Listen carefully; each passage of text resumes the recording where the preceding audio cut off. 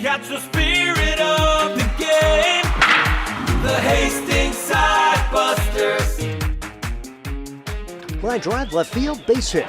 1 run scores. Here comes his 2nd run home, and the Sodbusters have the lead. Us Hastings kids, we kind of have our own little crowd going on in the corner, so it's been a blast. The 1-2 pitch on the way.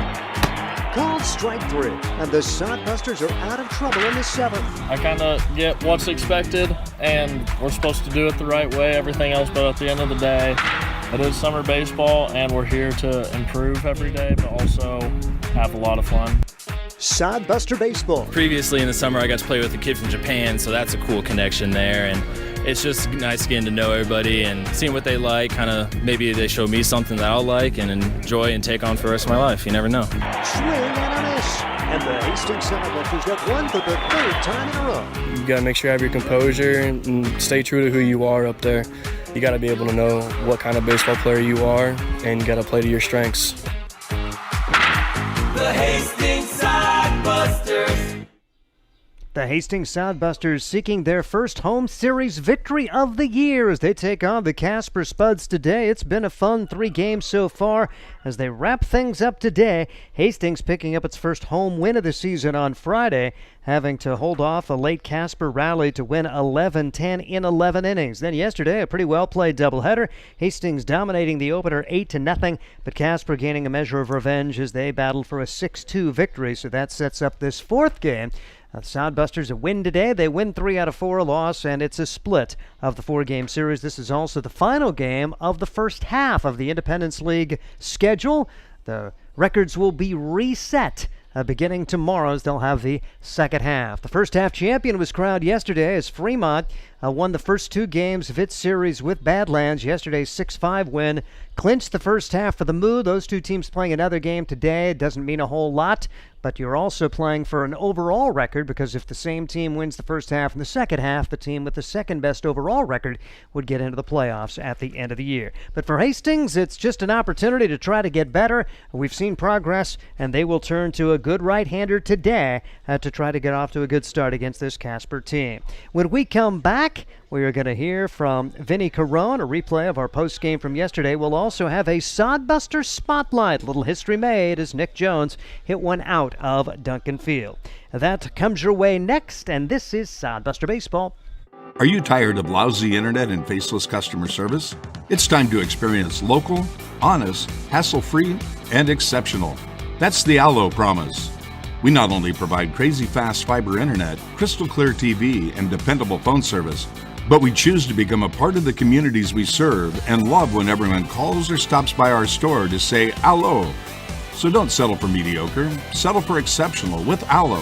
Visit us at allofiber.com/local. Hi, I'm a baseball umpire. My job can get pretty stressful. I have to keep my eyes open at all times, and if I don't make the right call, people boo me. So to relax, I visit a Nebraska lottery retailer like this one and buy some scratch tickets. It always calms me down. Hey, you cut in line. I did not. All right, you're out of here. Hey, he didn't cut. All right, you're out of here. I feel better already. The Nebraska Lottery. Top prize odds vary by...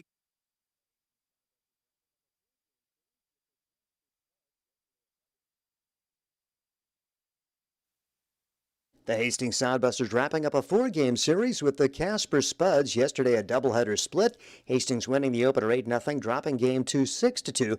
After the contest, we heard from assistant coach Vinny Carone. The initial reaction on the complete game victory for Dalton Juden in the opener. Yeah, he's been dominant the last couple of times out. Had a good appearance a couple weeks ago, and then came in today and just did a lot of the same. He works quick. He's confident, throws a lot of strikes. And anytime you have that combination working, it's going to be tough to get a lot of base runners on. It's going to be tough to get some hits. He sets the tone for you, and then you get it done at the plate as well. How about the 2-out performance? That's kind of been a knock on this team. You're unable to come up with 2-out hits, but today, the first 6 runs, all scoring with 2 outs. Yeah, it's just a matter of time usually with those things. You even watch Major League Baseball, teams go in and out of slumps with 2 outs and runners in scoring position. So it was just a matter of time before we started coming up, and they all happened to come at once, it seemed like today. But we did a lot of other things well that kind of helped us get to that point. I think we had some bunts get down. They made some errors on that, or got base runners on from that. And then just executing as well with runners in scoring position. A couple times running on third base, just hitting a fly ball or hitting a ground ball, and that gets the run in. And that kind of takes the pressure off a little bit with 2 outs, because then you can free swing and just kind of let stuff happen from there. You know, usually you batch your best 5 guys in the top spot of the lineup. Game 1, the bottom 5 guys, 10 of the 13 hits for the Sodbusters. Bottom half getting it done in there. Just good all-around performance for the offense. And just how big is that to have guys all over the lineup that can get it done, especially with Anthony Chavez with 5 hits in the 2 games today. Yeah, I mean, Chavez has been hitting the ball really, really well. Hasn't played every game at third base recently, kind of been a little bit of a rotation, but he came in today and he hit the ball really well. And I think that attributes as well to those 2-out hits. A lot of the time you don't get 2-out hits done because you have the top of the lineup getting on base and the bottom's not coming through. But today, both games, and even yesterday I think as well, bottom of the lineup coming through with a lot of hits. Obviously Chavez with 5, and he's just ripping it. He's got a great approach. Last week he had a lot of good at-bats, but didn't have a lot to show for it. Today, finally, those good at-bats produce some runs. Meanwhile, Nick Jones doesn't happen a whole lot. Home run out of Duncan Field. Talk a little about that moment in the dugout for that young man and the chance for the guys to celebrate with him. Yeah, I mean, that was an exciting moment. Dude's a great hitter. Really, really good hitter. Just composed at the plate. Sees pitches well. Swings at strikes. He can go backside, and obviously he can pull it and leave the yard as well. It's a tough field to hit the ball out of, and we know he has pop, but man, to hit it out of here is something, that's an accomplishment, and really got the guys fired up. Too bad we couldn't kind of build off it a little bit more, but that's huge to have a guy in the 3 and 4 spot who can leave the yard and really make stuff happen in an instant.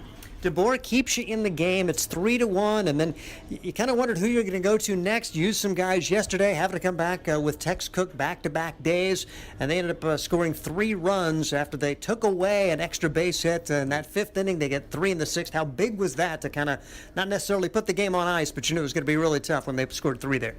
Yeah, so DeBoer didn't necessarily have his best stuff all day, but kind of battled through it, and that's something we've talked about is we're not going to feel our best all the time, but we still got to produce and get outs and be effective. And I think giving up 3 runs over 5 innings for him was pretty solid, given not being 100% sharp like he was a week or 2 ago.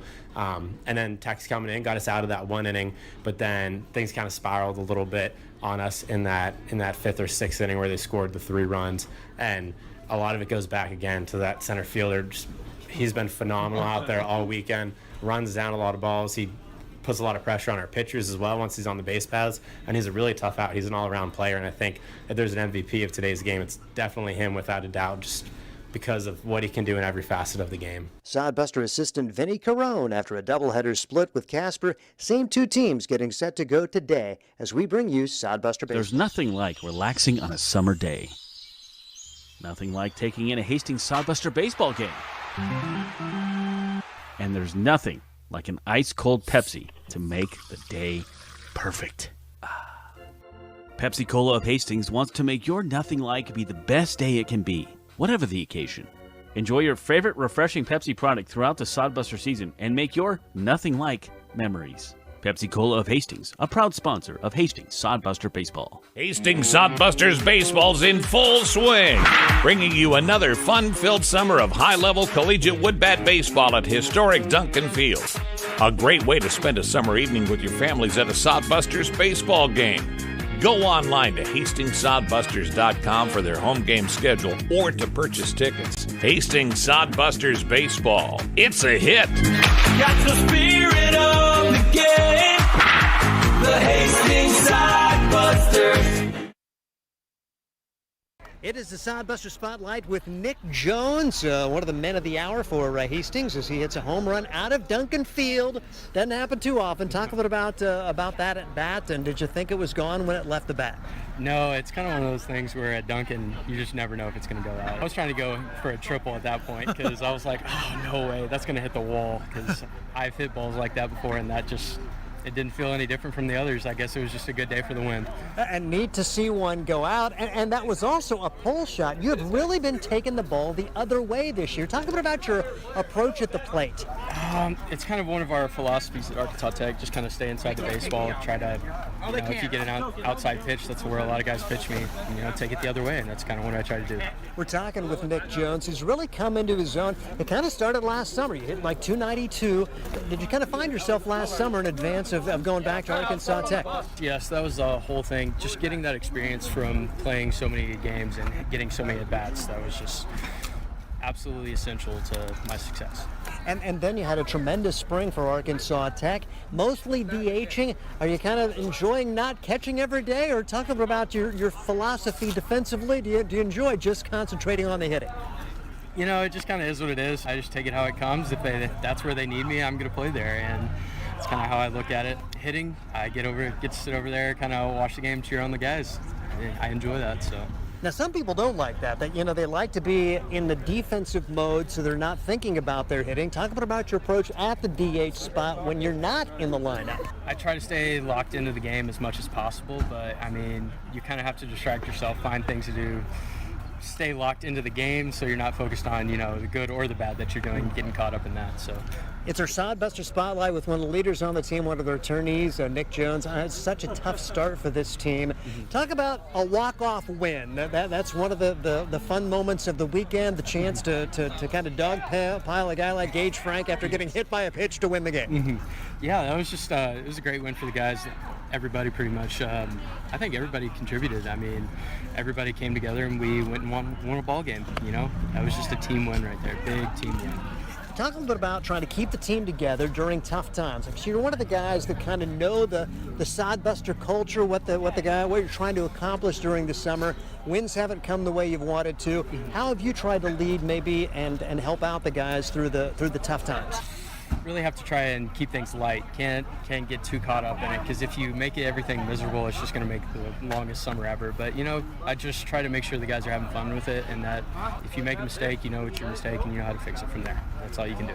You got little brother Grant on the team. He played a little bit at the end of last year. How special is it? I know he's been injured this year, but to have another chance to play, because when you get out of high school, maybe you're never going to chance to play together again. Talk about the opportunity to play with him.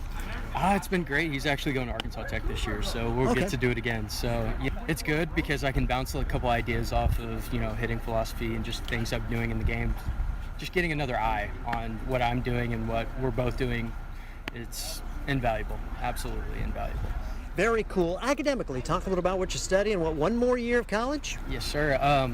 I graduated with a mechanical engineering degree, and so not really sure what I'm going to do from there, but this upcoming fall I'm going to be doing a master's in business administration, just an MBA, so not sure. I think I'm going to try to get on with an engineering firm back home, so those are my plans. That's all I got. Now, if the opportunity to play like independent minor league baseball comes around, is that okay, or do you think this is the last year of baseball and then it's off to the real world? No, this is probably my last hurrah for baseball. Gonna come out here, have fun, keep it light, and have fun with the guys.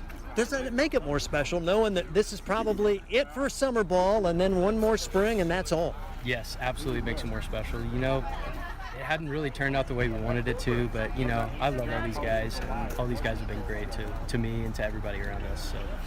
Well, one opportunity. It's two halves. Monday, you're going to be 0-0. Is that kind of exciting? With the new guys coming in, with maybe some corners turned, that you have a chance to maybe have a good July. Yes, yeah. I feel like a lot of these new guys really fit in very well with the team, and hope they can be the keys that we need. You never know. Nick Jones, he is our Sodbuster Spotlight home run guy at Duncan Field. I'm Steve Stein. Let's face it, we move our bodies around a lot. And sometimes things happen. A tweak, twist, pull, strain, ache, or pain. At Fisk Chiropractic and Sports Care, their goal is to restore your mobility, keep you moving, and ensure your rehabilitation is effective, efficient, and stress-free. Do you suffer from headaches and neck pain? Lower back or sciatica? Call Fisk Chiropractic and Sports Care today. Start to discover wellness through chiropractic care. FiskChiropracticSportsClinic.com. Start feeling better now. Hastings College has reimagined everything. As a sophomore, you'll spend part of a semester studying abroad, and they'll cover the cost. Recognizing it's a digital world and how you learn, they'll give you an iPad Pro and Apple Pencil, tools that'll help you engage, whether you're on campus or in Paris, plus internship opportunities and professors who mentor you. Hastings even provides books. At Hastings College, you'll go somewhere. Go to hastings.edu/discover for more. Welcome back to Duncan Field as we get set to go for the finale of this 4-game series. The Hastings Sodbusters and the Casper Spuds getting set to go. Hastings ended up winning the series opener, a wild game on Friday, 11-10. That went 11 innings. Then they played a doubleheader yesterday. Sodbusters winning the opener in convincing fashion by a score of 8-0. A tremendous pitching performance for Dalton Juden as he goes the distance in a 4-hitter, striking out 7, walking 1, and hitting 3. But Casper gets a measure of revenge. It was a 1-1 tie after 2 innings of play. They were able to plate single runs in the 4th and 5th. Kind of put it away with 3 runs in the 6th inning. Sodbusters did battle for 1 in the 6th, but lost the game by a score of 6-2 as Hastings and Casper getting set to go the finale of this 4-game series. I'm Steve Stein, Ryan Valento alongside, and it should be a fun matchup today. Not only the series finale, but the season finale against the Casper Spuds, and we're not even hitting July yet. Yeah, it seems like, I mean, we said it early, we were going to see Fremont a lot. We saw the prospects a lot, and making up lost time for the rainouts for the Casper games, and we'll miss the Spuds. You know, they've been a good foe, to say the least, if you can say that about them. It's been fun getting to know these guys and see what kind of talent they have on their team. But as we mentioned, they had the injury bug recently, so we wish nothing but the best for them going forward. But with that being said, it's time to win the series here at Duncan Field as Sodbusters trying to do that for the first time in 2023. And we're starting better than yesterday. We have umpires on the field before the game time, and we are expecting a great night. Temperature never really got above 85 today. Couldn't ask for a better perfect day here at Duncan Field. Matter of fact, 80 degrees right now, winds out of the northwest. It's a little bit breezy, wind blowing out. Looks like from the right field corner to the left field corner. It's kind of like yesterday. It's been a little bit variable on the direction of it, and the Sodbusters and the Spuds getting set to go. Let's take a look at the starting lineups. First of all, for Hastings, a record of 6 wins and 17 losses. It's Gage Frank in center field and leading it off. Josh Printer, the shortstop, batting second. And Landon Gaz is at first base, batting third. Batting fourth is Nick Jones. He's the DH. Kyle Hiltbrand in right field, batting fifth. Then it's Rusty Wortman, the catcher, batting sixth. Anthony Chavez, the third baseman, batting seventh. Nolan Oliver at second base, batting eighth. And Ty Matson at the ninth spot, and he is the left fielder. Jacob Suits gets the start for the Hastings Sodbusters. The Des Moines Area Community College product had quite a debut. We'll talk a little bit about that just a little bit later on. For the Casper Spuds, Elijah Reeves is leading off and playing center field. Matthew Marsick is in left. Chase Burke is in right. That's been the trio that has pretty much been at the top of their lineup throughout the course of the season when the Sodbusters have taken on the Spuds. Nathan Martinez bats fourth. He's at third base. Chandler Stocking, the shortstop, and he's batting fifth. Easton Smith will be at second base. Then it's Lucas Danuitz at first, Dawson Barakani, the designated hitter, and Mac Wilkins is the catcher for the Casper Spuds. We'll take it down to the field and give you our national anthem in advance of today's game between the Sodbusters and the Hastings and the Casper Spuds. The national anthem is brought to you by One Great Nutrition and Bo Huffman, a Navy veteran.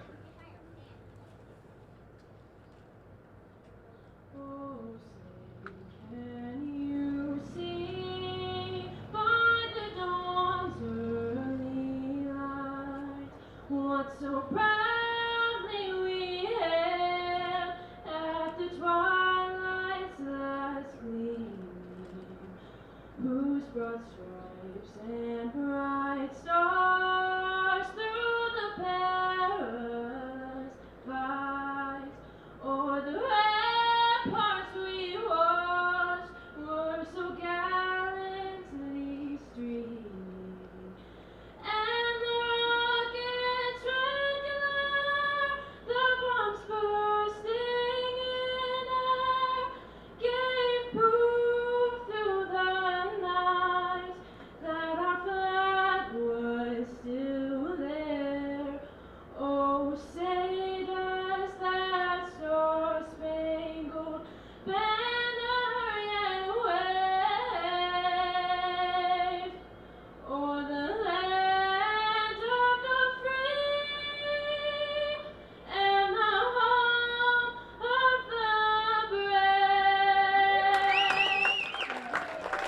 Nice rendition of our national anthem in advance of today's game between the Sodbusters and the Spuds. Hastings is going to be sending right-hander Jacob Suits to the mound, his second appearance.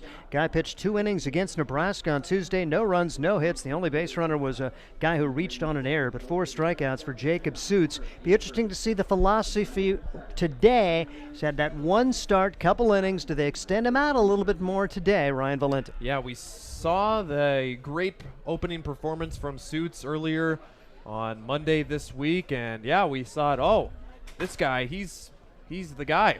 But only went 2 innings, and talked with coach afterwards, said, well, just got here, got to loosen him up a little bit, don't want to extend him too early, but tonight would be a great night to at least get Jacob through 3 innings.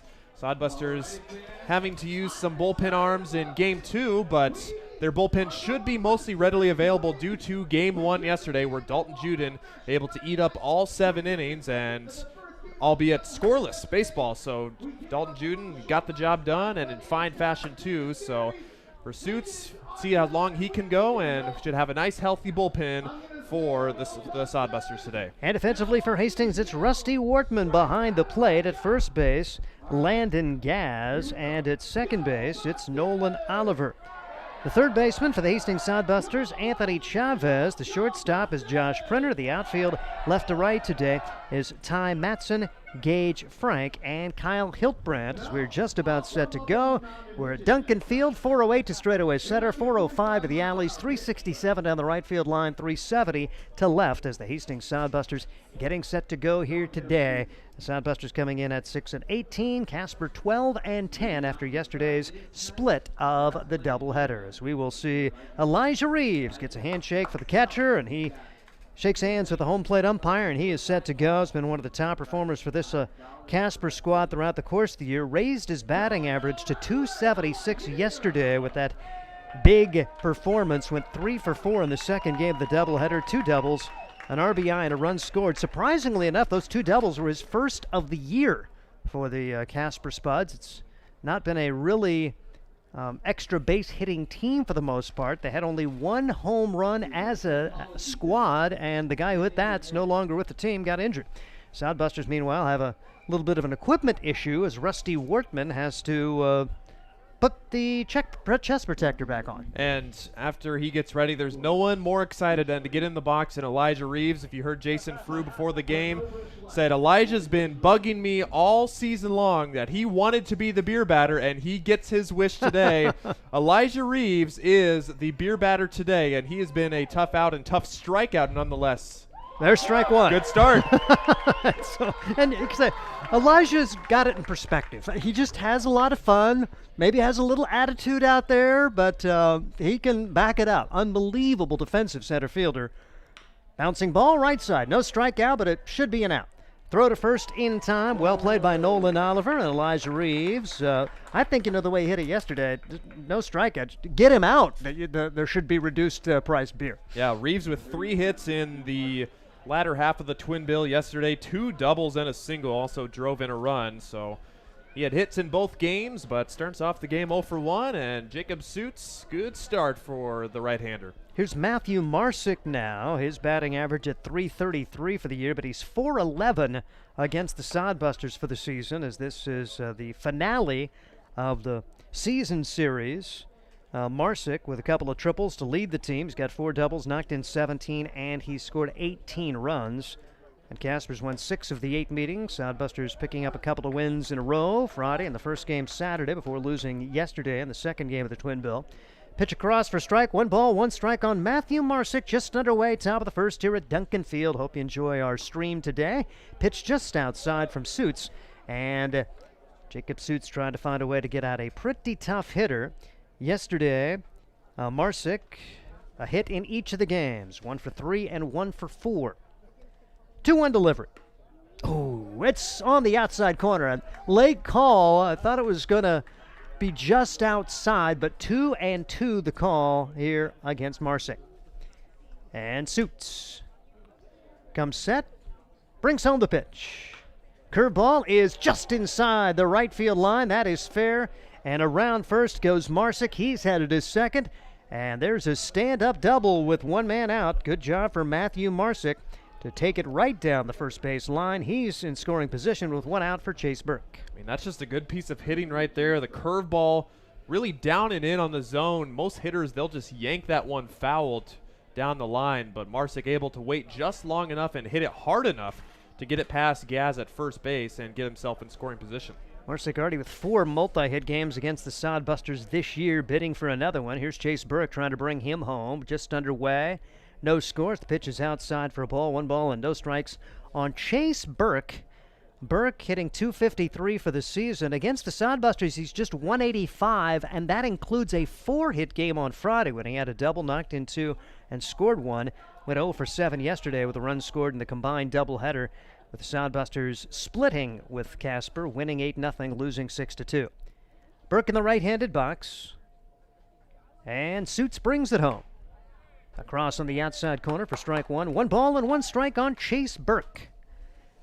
Burke out of Minot, North Dakota, goes to the Great Plains Athletic Conference School, Jamestown. 1-1 delivery.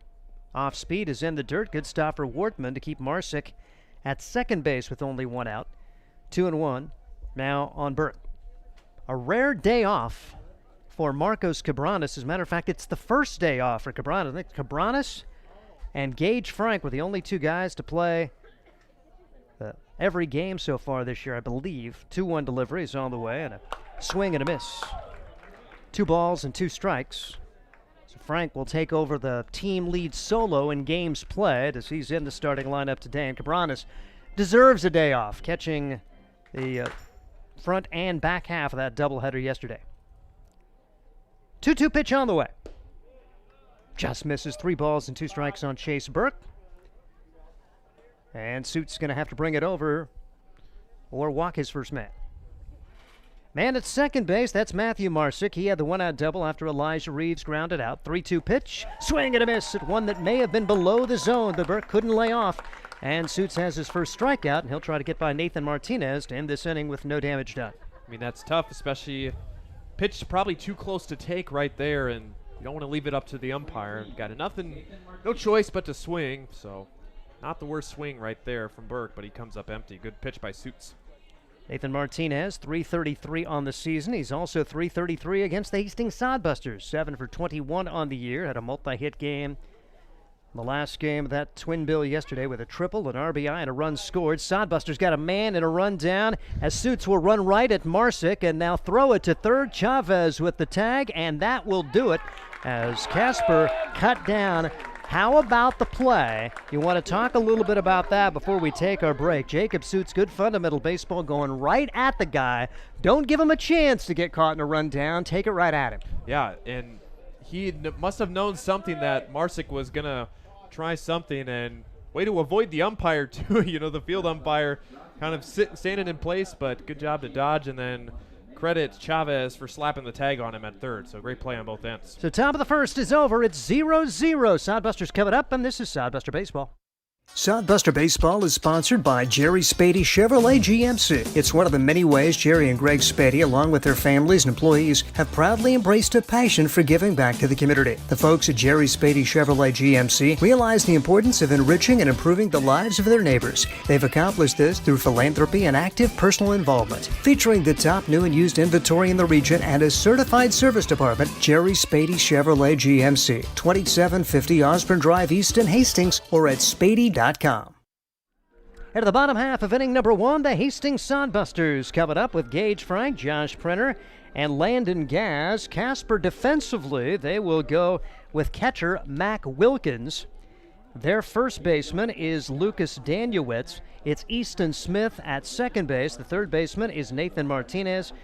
Chandler Stocking, the shortstop. The outfield left to right, Matthew Marsick, Elijah Reeves, and Chase Burke. And they will start Brayton Wilmus on the mound. Wilmus 1-2 with a 3.29 ERA in 14 innings pitched. He has allowed 9 runs, 5 of them earned. He struck out 9 while allowing 13 hits, walking 12, and hitting 6.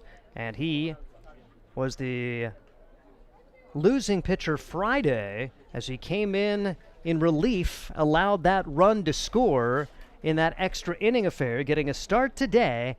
It's would be Brayton Wilmus out of Summerville, South Carolina, goes to Fort Scott Community College. He's a Greyhound.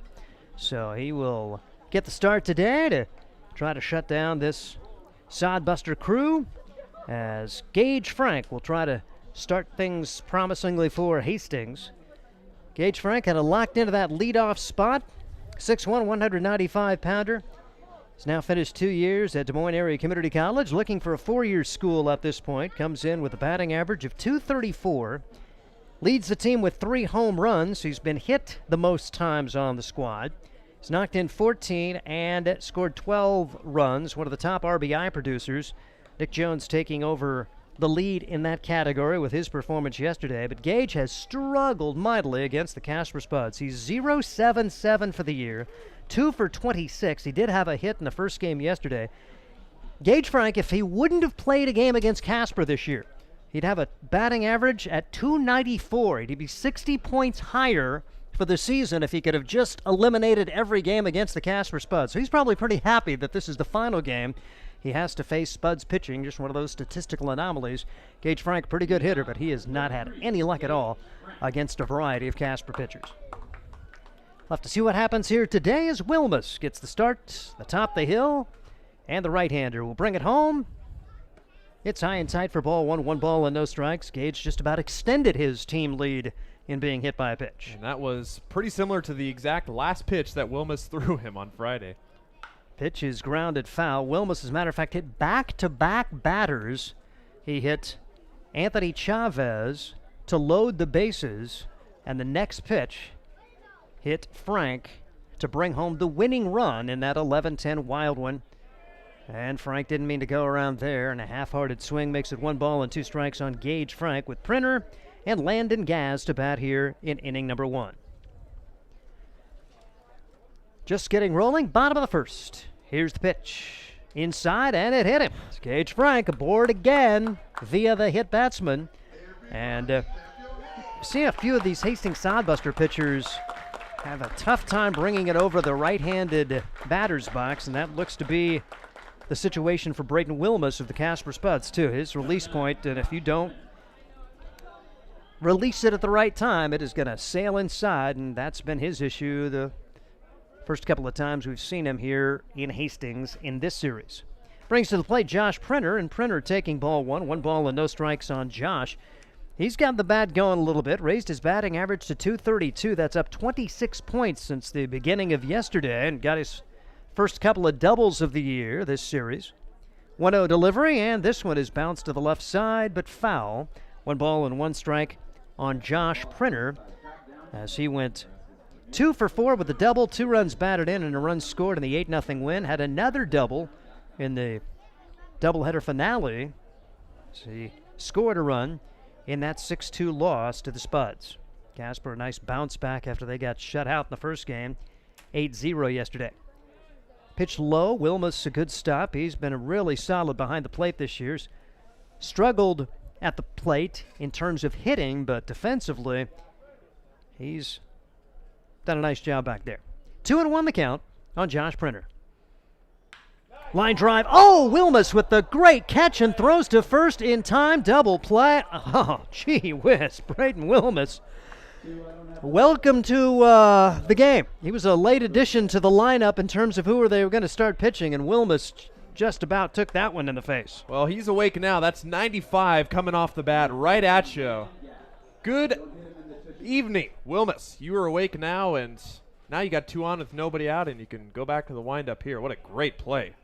Yep, and we thought that was through. Sodbusters had first and second, and no outs. Instead, one of the hardest hit balls of the weekend turns into a double play, and really Gage Frank could do nothing. I mean, just a bang-bang play, and he had his secondary lead, and there was no way he was getting back.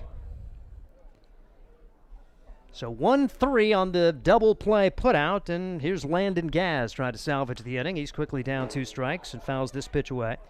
So both starting pitchers trying to face the minimum in this opening frame in maybe unconventional ways. For the Sodbusters, a 1-out double, but you saw Matthew Marsick get picked off of second base. Meanwhile, the Sodbusters get a leadoff hit batsman but a line-out, throw-out double play, and there's 2 outs, nobody on, and a 2-strike count on Landon Gaz. Gaz 7 out of 30 in the early going, 350. He's hit .417 against Casper, 5 out of 12. Here's the pitch. Taken outside for a ball, 1 ball and 2 strikes on Landon Gaz. Hastings Sodbusters and the Casper Spuds, the finale of this 4-game series. That pitch in the dirt, 2 balls and 2 strikes on Gaz. Casper coming into today 12-10. They'll finish the first half of the Independence League schedule in 3rd place. Sodbusters 6-18. Pitch inside, and that gets a piece of Landon Gaz. So 2 hit batsmen in the inning, but just 1 on and 2 outs for Nick Jones. Yeah, got that little arm guard on there, so best place to get hit. I mean, with that sound with that arm guard, almost sounds like it went off the bat there, but that's probably why I didn't react. Had the pad absorb all that, so doing its job, and now you're at first. And now, here's Jones. Nick Jones, a memorable moment for him as he hit a home run here at Duncan Field, an RBI and a run scored in the matchup yesterday against the Spuds. That was unfortunately a Sodbuster loss. Pitch is outside, which is over that right-handed box, and that's where he's had most of his misses. Jones, however, is a left-handed hitter, and the wind could be blowing this one a little bit to right field if you like to dream here. 1-0 delivery, and Jones tried to hold up, called a strike anyway, and 1 ball and 1 strike on Nick Jones. Landon Gaz is at first base, 2 outs. The double play looming ever larger as the Sodbusters seemingly would have had a pretty good rally going. If that ball gets through off the bat of Printer, Sodbusters would probably have bases loaded in the contest with nobody out. 2-1 the count now on Nick Jones. As it stands, 1 on and 2 outs. As the pitch comes in, it's outside for a ball. 3-1 on Jones. And Casper's got a lot of options. Their head coach, Mike Bowles, was deciding between 6 or 7 guys, so it's not like they don't have other people besides Wilmus if he struggles early. Pitch is low into the dirt. Wilmus certainly has not been sharp. He's hit 2, he's walked 1. The only true out on the field was a rocket shot off the bat of Printer that turned into a double play. That is the 9th walk for Nick Jones in this series alone. So they must not want to pitch to him, or he just has a better eye, something in between there. Now Kyle Hiltbrand trying to come up with a 2-out hit, first and second. And the pitch is taken high and tight for ball 1 on Kyle Hiltbrand. 1 ball and no strikes on the Californian, who's at Western Oregon. 368 in his early start to the season for the Hastings Sodbusters on 7 of 19 as the pitch misses for ball 2. 2 balls and no strikes on Hiltbrand. Sodbusters being very patient against Wilmus. A check of the runners. And the pitch. High for ball 3. 3 balls and no strikes. Sodbusters really would love to make Wilmus pay for his wildness here in this first inning, but still nothing across at this point because of that tough luck double play. 3-0 pitch, there's a strike, 3-1 now on Hiltbrand. Been a nice addition to the team this week. A multi-hit game for him against Casper. Went 2 for 3 with a couple of runs scored. And this is inside, and that hits him. Man, oh man. And so we have seen 3 hit batsmen and a walk. There's still no runs across, but the bases are loaded. That's going to be a visit to the mound for Andrew Mounts to try to find the right words to say to Brayton Wilmus, who has struggled mightily here in this opening frame. I'd wonder how he would bounce back after his Friday performance. Looked pretty good. Had that leadoff hit batter and then got that incredible double play, but now he's allowed 3 straight to reach, and can be very mentally taxing on a pitcher. You're wondering, what am I doing wrong? I just had it, and now I can't find it. So just a little breather from the pitching coach there. A good visit right there to hopefully settle him down. Yeah, and if not for his amazing defensive play, the Sodbusters would be thinking huge inning. As it stands, they still have nothing to cross, and here's Rusty Wortman, who had one of his better games as a sodbuster on Friday. 1 for 2, 2 runs batted in. He walked 4 times, so he's got a pretty good eye. Can Wilmus find the strike zone as he'll go back to the wind here now with the bases loaded and 2 outs? Is he more comfortable with that particular approach? Well, he hit Gage Frank out of the windup to open the game. Pitch low for ball 1. 1 ball and no strikes. And Wortman, see if he can show a little patience here. Make sure that Wilmus throws one across before you take a swing. Bases loaded, 2 outs. Bottom half of inning number 1, no score, and the pitch. That's strike 1. Good one at the knees on the outside corner. 1 ball and 1 strike on Rusty Wortman. He's a Gretna High School graduate. Went to Northeast Community College. Will go back there again in the fall. 1-1 delivery, low. Good stop for Mac Wilkins. And it's 2-1 on Wortman. Wortman already has a 2-year associate's degree in criminal justice. Going to take a lot of EMT classes and paramedic work. Could do fire science or criminal justice at a 4-year. Like to be something like a fire investigator at some point in the future. 2 balls and a strike on Wortman. Right now, big fire here for the Casper Spuds, and Hastings trying to find a way to pour a little gas on it.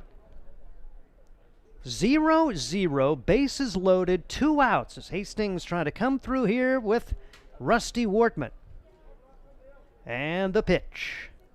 Low and in the dirt, it bounces back to the screen. Sodbusters to score a run on the wild pitch. Catcher still hasn't found it. Now he discovers it, as Wilkins had no idea where that went.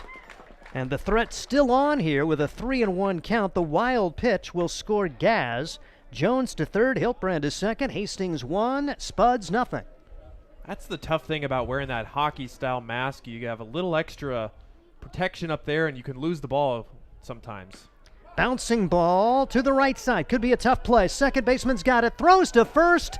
Bang, bang. But Wortman is out, and the Sodbusters will settle for 1. And now you're concerned about Wortman, who is gimpy as he comes down the line. Sodbusters are really short of catchers at this point, so we'll check the condition of Wortman as we head to the second inning. After all of that, Hastings gets 1 run. We head to the second, 1-0. This is Sodbuster Baseball. Are you tired of lousy internet and faceless customer service? It's time to experience local, honest, hassle-free, and exceptional. That's the Allo promise. We not only provide crazy fast fiber internet, crystal clear TV, and dependable phone service, but we choose to become a part of the communities we serve and love when everyone calls or stops by our store to say Allo. So don't settle for mediocre, settle for exceptional with Allo. Visit us at allofiber.com/local. Hi, I'm a baseball umpire. My job can get pretty stressful. I have to keep my eyes open at all times, and if I don't make the right call, people boo me. So to relax, I visit a Nebraska lottery retailer like this one and buy some scratch tickets. It always calms me down. Hey, you cut in line. I did not. All right, you're out of here. Hey, he didn't cut. All right, you're out of here. I feel better already. The Nebraska Lottery. Top prize odds vary by game. Head of the second inning, Hastings settles for 1 run on no hits in that first inning as they take advantage of a hit batsman, another hit batsman, a walk, another hit batsman, and a wild pitch to score a run. And you really feel like Hastings could have blown this baby wide open if not for a little bit of bad luck. Josh Printer had that rocket shot that turned into a double play. If that gets through, they're still batting and maybe have 3 or 4 on the board against Brayton Wilmus. And, well, good news. Rusty Wortman has come out of the dugout. He didn't get the bag wrong or had some sort of issue running down the first base line, and he limped his way back to the dugout, but he is apparently ready to go and takes that only warm-up toss and throws it down to second. He's catcher. Tough. Just, yeah, put me back here. I'm ready. So he'll come out to work the second inning behind the plate. Nathan Martinez, Chandler Stocking, and Easton Smith will bat against Jacob Suits. Suits faced the minimum, gave up the 1-out double, but then picked Matthew Marsick off to end the inning. And here comes Martinez. Nathan Martinez was at the plate when Marsick got picked off, and I'm sure that was a source of irritation there as Martinez, 18 runs batted in. The good RBI guy will take strike 1 here. No balls and a strike on Nathan Martinez. Had a guy who has delivered for you during the course of the year and took the bat out of his hands after Marsick got picked off of second base. No balls and a strike, and the off-speeder is swung on and missed up in his eyes. Quickly 2 strikes on Martinez. He's out of Murrieta, California, goes to College of San Mateo. A couple of multi-hit games against the Sodbusters this year, including the big one last night when he tripled, scored a run. He also knocked in a run in that 6-2 win for Casper. Takes the pitch upstairs, 1-2. As Jacob Suits, 13 pitches thrown in that first inning. That pickoff also saving him some pitch count work. So maybe if you have a nice quick inning here, you can go to him for 3 innings. And Sodbusters should have multiple options because they're going to have 4 days off after this. So you would think that any potential starter over the next few days could come in relief if that's the way the Sodbusters want to play it. 1-2 delivery on the way.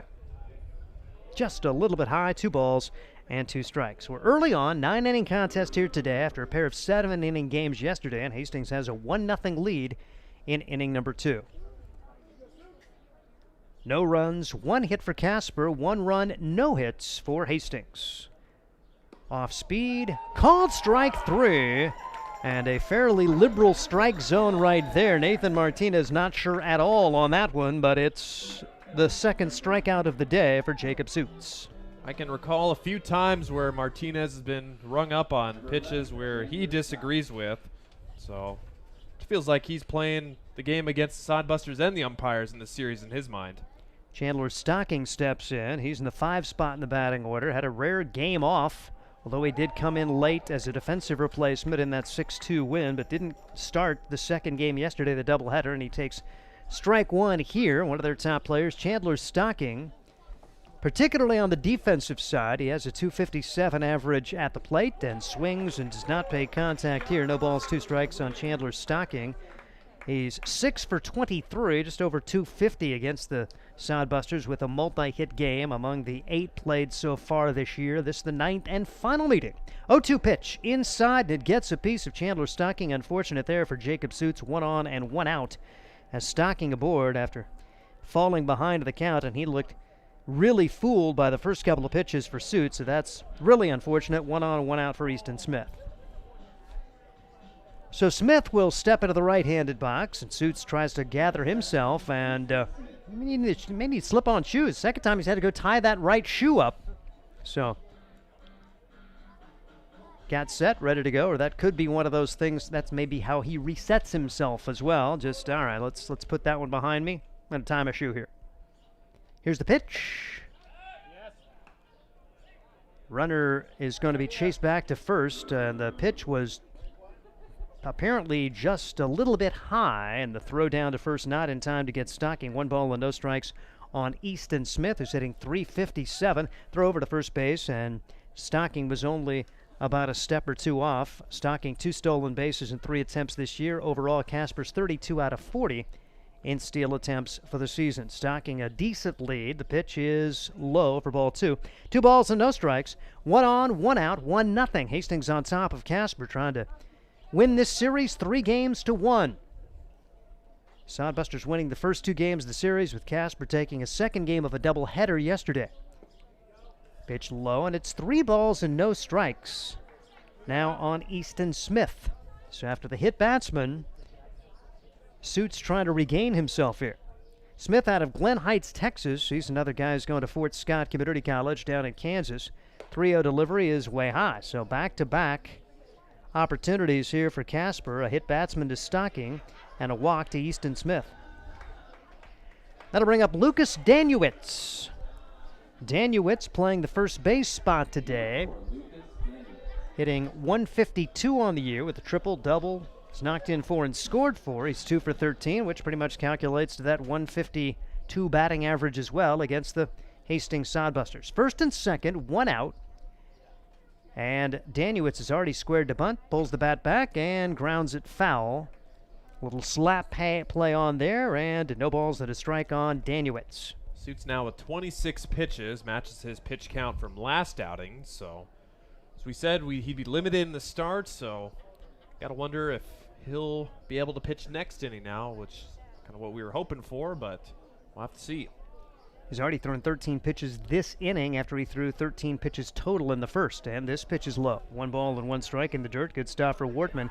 Important that they keep these runners at first and second with only 1 out. Wortman able to get that one stopped, keep the double play in line. A ground ball at somebody, and the Sodbusters may be able to turn 2 and get out of this with no damage done. Here's the delivery. Off speeder in the dirt. Another good stop for Wortman, and Suits not as sharp as he was in the opener. And say, you're not going to get that kind of performance day in and day out, but certainly laboring more than he did in his 2 innings of work against a dynamite Nebraska Prospects team earlier this week. That Prospects team, which had an unbelievable first game of the series, then they were held to just 3 runs on Tuesday night, and Suits got him off to a good start, got that Sodbuster squad off to a good start. 2-2 the count now as he brought the 2-1 pitch over for a strike. Suits working exclusively out of the stretch, regardless of base runners or not. And the pitch fouled away. Danuitz stays alive. Remains 2 balls and 2 strikes on the Deerfield, Illinois guy. Goes to College of Lake County, Lucas Danuitz, 5'9", 195-pounder. 2-2 with 1 out. Sodbusters lead it 1-0 top half of inning number 2, scheduled 9-inning game. Another foul ball, pretty much same pitch and the same spot as Danuitz giving it a battle here. He'll be facing the 7th pitch of this at-bat against Jacob Suits. For Suits, a Nebraska guy. He was from Humphrey and Lindsay Holy Family High School.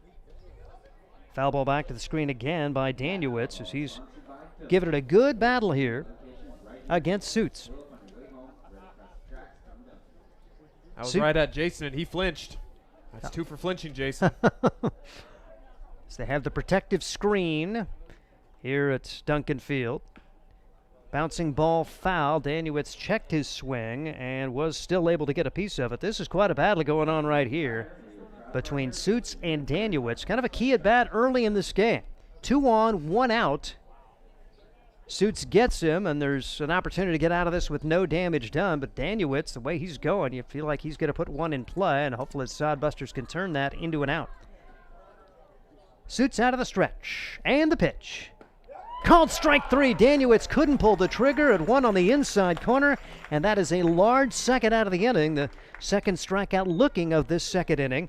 And here comes Dawson Barakani. As a right-handed hitter, that inside fastball is just so tough to pull the trigger on. And when you've been seeing all those curveballs, you're not expecting that inside fastball there. Nothing you can do. Pretty good pitch there from Suits. 83 miles an hour to record the strikeout there. And here's Barakani, the designated hitter for Casper. 1-0 Hastings on top. Not out of difficulty quite yet, but there's a good first pitch to Barakani. No balls and 1 strike on Dawson, who's hitting .227 for the year. He's 1 for 6 against Hastings overall. Had a hit in 3 at-bats. Game 1 of the Twin Bill. Sodbusters won that one 8-0. Bouncing ball left side, and that could be the inning. Chavez juggles, though, throws to first and gets him anyway. Good job for Anthony to hang in there and throw over to first. Got it to Landon Gaz, and that will do it for Casper here in the second inning. After all of that, no runs, no hits. 2 men left. We're to the bottom half of inning number 2, 1-0. And this is Sodbuster Baseball. There's nothing like relaxing on a summer day. Nothing like taking in a Hastings Sodbuster baseball game. And there's nothing like an ice-cold Pepsi to make the day perfect. Pepsi Cola of Hastings wants to make your nothing like be the best day it can be, whatever the occasion. Enjoy your favorite refreshing Pepsi product throughout the Sodbuster season and make your nothing like memories. Pepsi Cola of Hastings, a proud sponsor of Hastings Sodbuster Baseball. Hastings Sodbusters baseball's in full swing, bringing you another fun-filled summer of high-level collegiate woodbat baseball at historic Duncan Field. A great way to spend a summer evening with your families at a Sodbusters baseball game.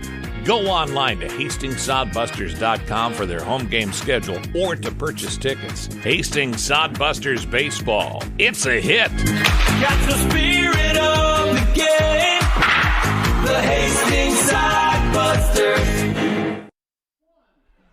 This is Sodbuster Baseball is out of the bottom half of the second inning. Hastings with a 1-0 lead. Really hope they find a way to punish Brayton Wilmus. Wilmus incredibly wild in that first inning, but survived that with only 1 run allowed. Got to see if Hastings can get it done with the bottom of the order. The bottom of the order was outstanding yesterday as Chavez, Oliver, and Ty Matson will get their first crack at Brayton Wilmus, who survived that first inning despite hitting 3 and walking 1 with just 1 run allowed as he threw 28 pitches. Yeah, that double play, like we mentioned earlier, that was key spot of the inning. Most times if you walk 3 or hit 3 and walk 1, you're going to be talking about 2, maybe 3 runs to go along with maybe a ball put in place somewhere, and that's all you really got to do to move runners over here. So see how effective Wilmus here is in the second. And we will get a look at Anthony Chavez. What a day for that young man yesterday, as he had a 3-hit game.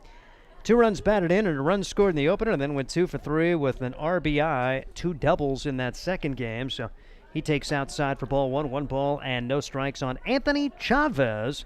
Quite a day for Chavez. He raised his batting average by 100 points in 1 day of baseball. 282 for the year now. Very respectable as he takes up high for ball 2, 2 balls and no strikes. Certainly earning another start here today. 2-0 the count. He's been in and out of the lineup since joining the squad, but start having days like that, they're going to pencil you in every day. Bounces this one back up the middle. Great play for Chandler. Stocking sets, throws in time. Against other infielders, that may be a single up the middle, but great job for Chandler. Stocking made it look relatively easy, and Chavez is out 6-3. The fact that you can charge in, lunge out at the ball, collect yourself while on the run, and throw a strike and still get the runner by a couple steps, that's the mark of an elite infielder right there. And the first pitch is low to Nolan Oliver. Oliver on the year at 140. He's knocked in 3 and scored 5 times. And plus Chandler Stocking was kind of almost playing to pull a little, but he was a little over in the hole and had to come back up the middle to grab it. As the pitch is taken for a strike, 1 ball, 1 strike on Nolan Oliver, is earning some more playing time as he had a hit in the first game of the doubleheader yesterday and knocked in a run. Pitch taken outside, 2 balls and a strike, and has been pretty solid at the middle infield spots. Mainly played second base, played a little bit of third as well. Ahead in the count here, 2-1, as this pitch is hit harder up the middle. Nice job for the second baseman to slide to a stop. Easton Smith turns and throws. 2 good middle infield plays for this Casper Spuds squad. 2 quick outs in the second, and Ty Matson will try to salvage the inning for Hastings.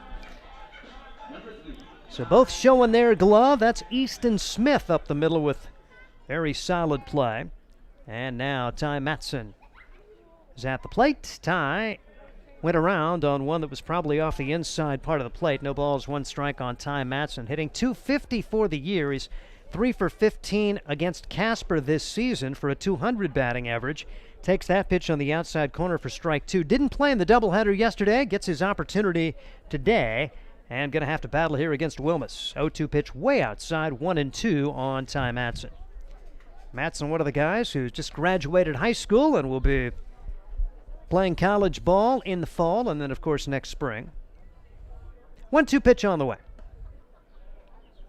That's missing for ball 2. 2-2 the count on Ty Matson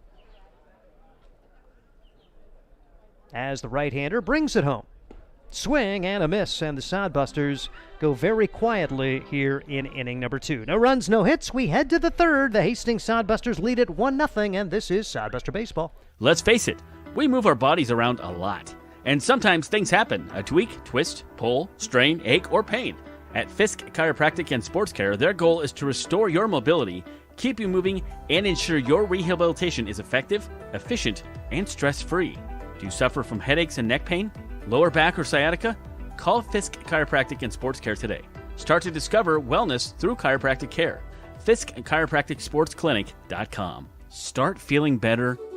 Hastings College has reimagined everything. As a sophomore, you'll spend part of a semester studying abroad, and they'll cover the cost. Recognizing it's a digital world and how you learn, they'll give you an iPad Pro and Apple Pencil. Tools that'll help you engage, whether you're on campus or in Paris. Plus internship opportunities and professors who mentor you. Hastings even provides books. At Hastings College, you'll go somewhere. Go to hastings.edu/discover for more. Hastings Sodbusters lead the Casper Spuds 1-0 as we head to inning number 3, and here's Ryan Valenta. Good to be back at Duncan Field for the series finale as we cheer on and call the Sodbusters series finale here, looking for their first home field series win here at 2023. Beautiful day at the ballpark, low 80s, wind a lot calmer than it has been, especially in the past couple days and even earlier today, where saw some gusts of wind, but the flags in center field tamely flapping on the pole just inside of the 408 sign in center field. We've played 2, and Sodbusters get a run in the first inning. Sodbusters holding their 3rd lead of the series, something that they were only able to accomplish 1 time in 12 previous games here at Duncan Field. First pitch to Mac Wilkins is swung on and missed. Wilkins, he's been a ball magnet for Sodbuster pitching here in the early going. Pitch to him, swing and a miss for strike 2.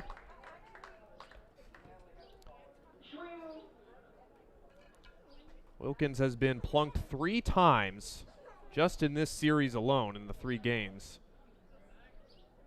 But he is down in the count 0-2 and fights that off foul. Suits velocity in the low to mid 80s on his fastball. Here is the 0-2. Ground ball chopped over the mound. Printer comes charging in and throws in time to get a sliding Wilkins for out number 1. Good play by Printer to cut that ball off. Kind of ball in no man's land there in the infield, but great play by the Sodbuster shortstop. Yeah, when it got over Suits' head, I thought that was going to be big trouble, but Printer never hesitated as he came charging in, got it on a clean hop, and threw on the run to gun down Wilkins, and that turns the order over. That's big out with Reeves, Marsick, and Burt coming up. Here is Elijah Reeves, the final Spud beer batter of the year, as we will say farewell to the Spuds for the last time this year. And there's a breaking ball at the top of the zone for strike 1. That one coming in at 70 miles an hour.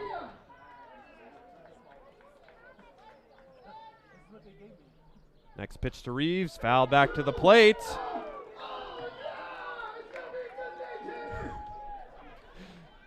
That's Jason Frew, ended up with that foul ball there before he gets it off to the hungry pack of Wolves, wanting that foul ball now down the first base side. And Reeves down in the count, 0-2. Oh, I got him.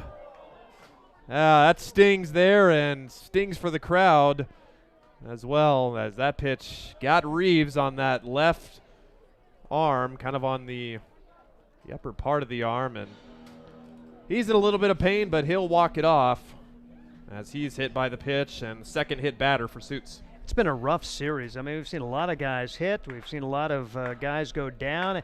And Reeves earlier in this series, he fouled one off his own foot. I don't think he wore a protective guard on the first day of this series. After that, he has been wearing that white guard to protect his foot, but no protection there on the upper arm, and now you've got great speed on the bases with only 1 man out. And really unfortunate on 0-2 pitch. That hurts you more, too, when you're the pitcher. That's twice he's got a 2-strike hit batsman. That also happened last inning. So next up will be Matthew Marsick. Pitch to him is lined over the head of Printer into left center field. Reeves hits the bag and turns to third. Ball bobbled out there, and Marsick will come into second base. So Matson and Frank neither able to field the ball cleanly. And there's a double for Marsick as Reeves goes to third. It is a game of inches, isn't it? I thought Printer was going to climb the ladder and be able to get that line drive. Couldn't get it done. You think about the shot off the bat of Printer that was caught by the pitcher. Boy, what a different game this would be if those two things had been reversed as Chase Burke comes up. So now 2 on in scoring position with 1 out. And ball one is away to Chase Burke. Burke, like we said, low average, but on-base percentage high. Been a pest on the bases against Sodbuster pitching.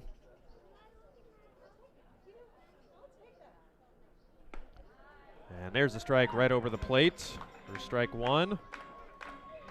Breaking ball just clipped the outside corner. And Reeves needs a relace of the kicks at third, but he's back ready to go. Count 1-1 to Chase Burke. Struck out swinging to end the first inning. The 1-1 from Suits. Ground ball over the third base bag, but foul. Newark Leone Service and Parts works with Hastings Ford Lincoln and experience the new way to buy. Sodbusters playing their final game at home here in the first half of the season before they will have 4 days off and a 4-game road trip to face the Spearfish Sasquatch. The 1-2 way outside for ball two. 2-2 to Chase Burke. Burke came into the series leading the team with 16 walks and 8 stolen bases. Pitch to him, blocked by Wortman, and that ball kind of goes away from Wortman, but Reeves not able to advance. And if Wortman wasn't a little dinged already, remember he kind of pulled up lame. I think that got him on his throwing hand as it got into the dirt, and Rusty kind of flinching and flexing that right hand as, boy, I wouldn't be a catcher for anything. Home plate umpire giving Rusty a couple extra seconds. So now the count's full. Pitch number 50 coming for Suits. Casper trying to take the lead or at least tie the game right here. Swing, and Burke went around.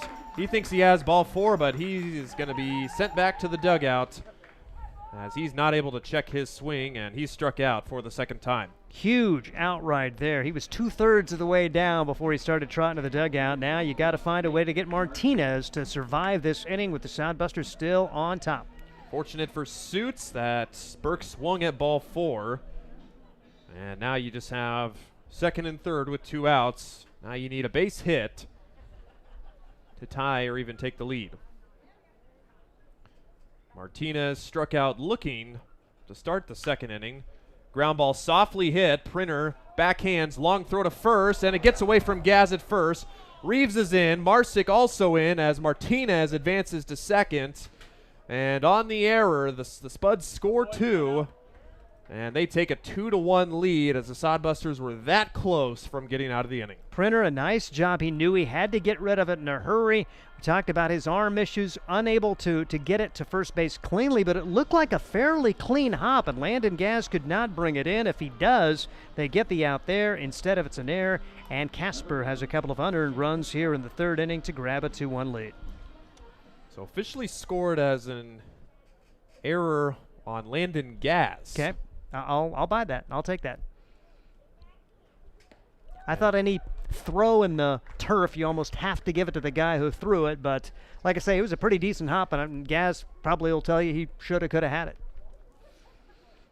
So Martinez reaches on the error, and he's at second as Casper leads 2-0.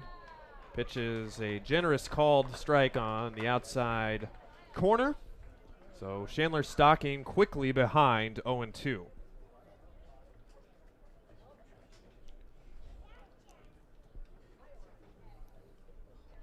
So 2 to Stocking, popped up. Suits and Wortman convene. Suits will take it himself and makes the grab for out number 3. Sodbusters were that close to putting up a 0. Instead, they allow 2 runs to allow Spuds to take a 2-0 lead, and they strand run number 3 at second base. We will be right back as Sodbusters come to bat in the third inning. Core CPAs is your locally owned, full-service accounting firm. Our team of professionals have years of accounting experience and focus on building in-depth relationships with our clients. Our comprehensive and customized solutions are tailored to your specific needs. We pride ourselves in our commitment to integrity, objectivity, and professionalism. At Core CPAs, we provide tax services, payroll, bookkeeping, assurance and financial reporting, and much more. Visit our website at coursecpas.us. Blue Fork Kitchen features elevated comfort food in a family-friendly, fast casual environment. With a full menu, you can sit down for a nice meal or order online for pickup. From salads and wraps to burgers and steaks, Blue Fork Kitchen has your kind of food.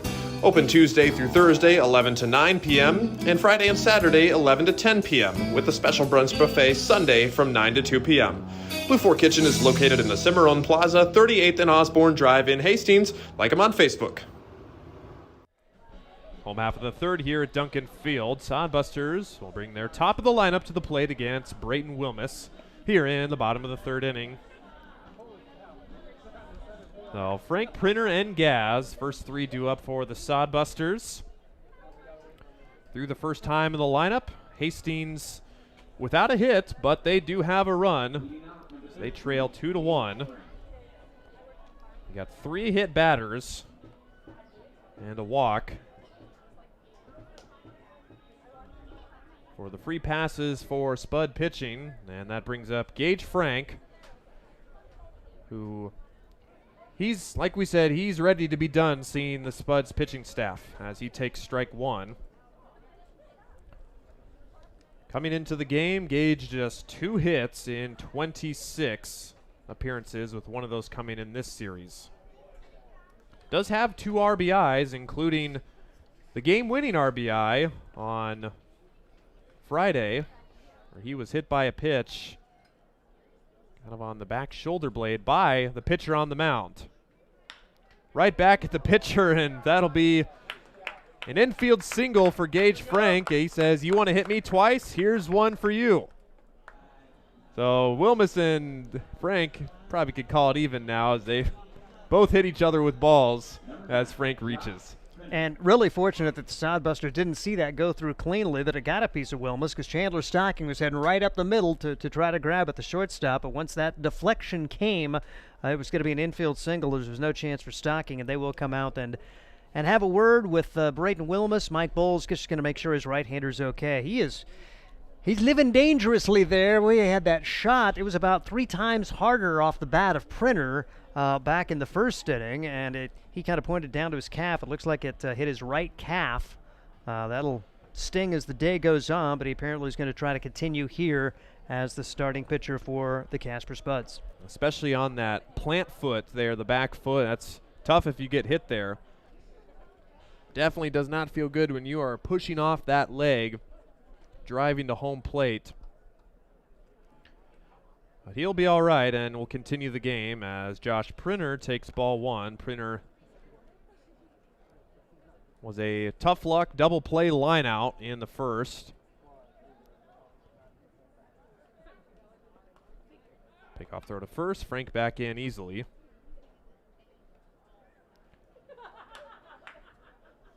Wind blowing out to center field. It's been around left and right field as well. Into left center, and that will get down in front of Elijah Reeves. Frank had to hold up just to make sure that the Spud center field superstar wasn't going to make a miraculous play like we've seen him do all series. And isn't that baseball? Josh Printer had a rocket his first time up. That turned into a double play. This one, little blooper into center field. That's your base hit, but down to Sodbusters, something cooking. First and second, nobody out, trying to gain the measure of Brayton Wilmus here in the third. 9th hit of the 9th hit for Printer in all the series against the Spuds, as Gaz fouls that off.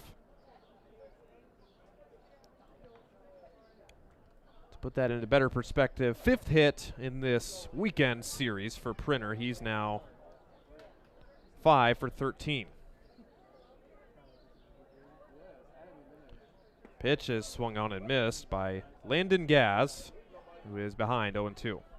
And not many Sodbusters have hit Casper pitching well, but Printer was .320 against the Spuds coming into today.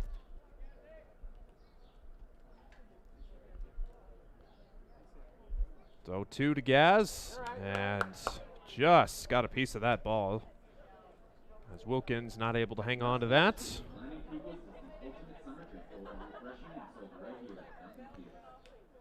Landon Gaz, one of 2 Sodbusters in the field finishing up their first week here in a Hastings uniform. Good pitch, but just missed.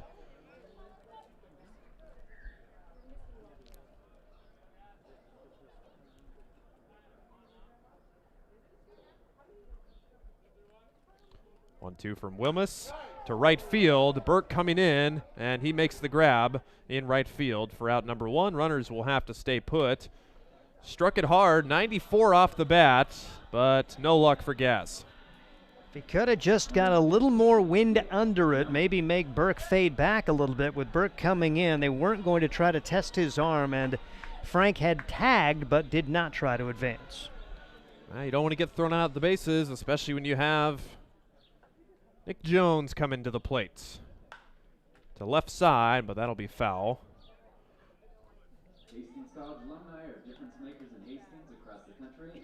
Jones joining the exclusive home run club here at Duncan Field here this weekend.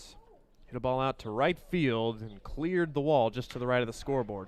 To the right side, they'll go to second for one and on to first, and they will get Jones for the 4-6-3 double play to end the Sodbuster threat here in the third inning.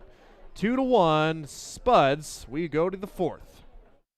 Sodbuster Baseball is sponsored by Jerry Spady Chevrolet GMC. It's one of the many ways Jerry and Greg Spady, along with their families and employees, have proudly embraced a passion for giving back to the community. The folks at Jerry Spady Chevrolet GMC realize the importance of enriching and improving the lives of their neighbors. They've accomplished this through philanthropy and active personal involvement. Featuring the top new and used inventory in the region and a certified service department, Jerry Spady Chevrolet GMC, 2750 Osborne Drive East in Hastings, or at Spady.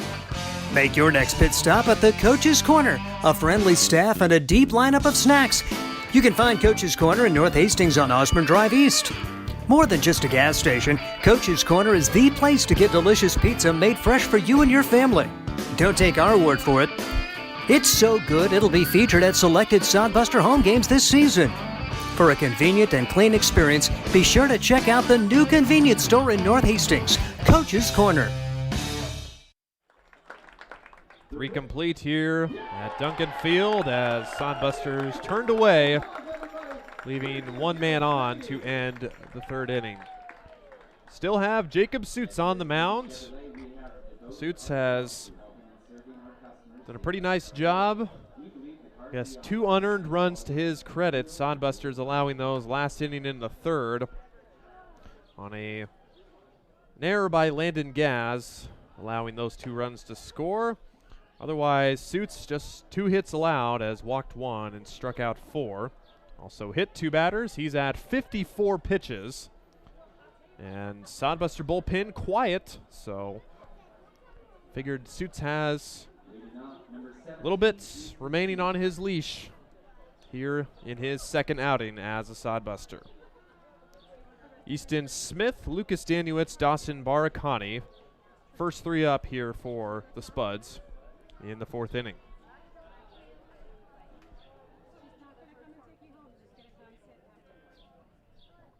Pitch number 1 is right back at Suits, and Oliver on the short hop knocks it down and can't get a handle on that. And Smith will reach on the first pitch. Unfortunate for Hastings there. Oliver kind of got caught on the short hop and really nowhere to go. And now a threat here for Casper to get their leadoff man aboard on the second error of the day on the Hastings Sodbusters.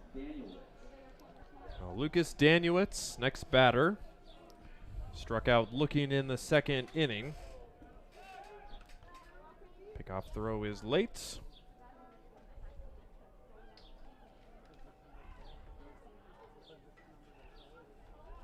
Danuitz playing in game 1 of the doubleheader yesterday, but got game 2 off as he waves and misses at that offering. Danuitz and Mac Wilkins, kind of an elusive story yesterday. Spud had a case of batting out of order. Pickoff throw a lot closer this time, but back in. Yesterday, Danuitz was scheduled the 8th place hitter in game 1 with Wilkins the 9th place hitter. They batted out of order, so Danuitz only coming to bat twice in the first game. Ground ball diving past the diving Chavez into left field for a base hit. Smith will stop at second. And back-to-back have reached against Suits here in the fourth. Second straight inning the first two have reached, and a lot of pressure pitches for Jacob Suits over the last two innings. He was so, what you almost want to say, dominant against the Nebraska prospects earlier this year, but he has really had to work, and now will face a tough outing here with 8, 9, and 1 coming up. At first and second, nobody out. It's in the form of Dawson Barakani.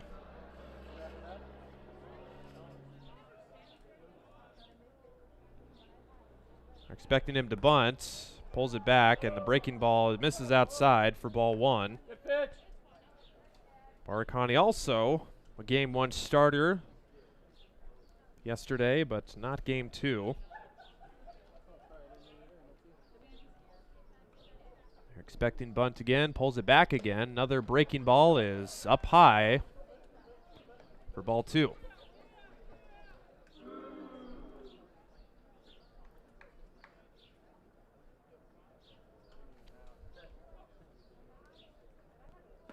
And this time taking strike one.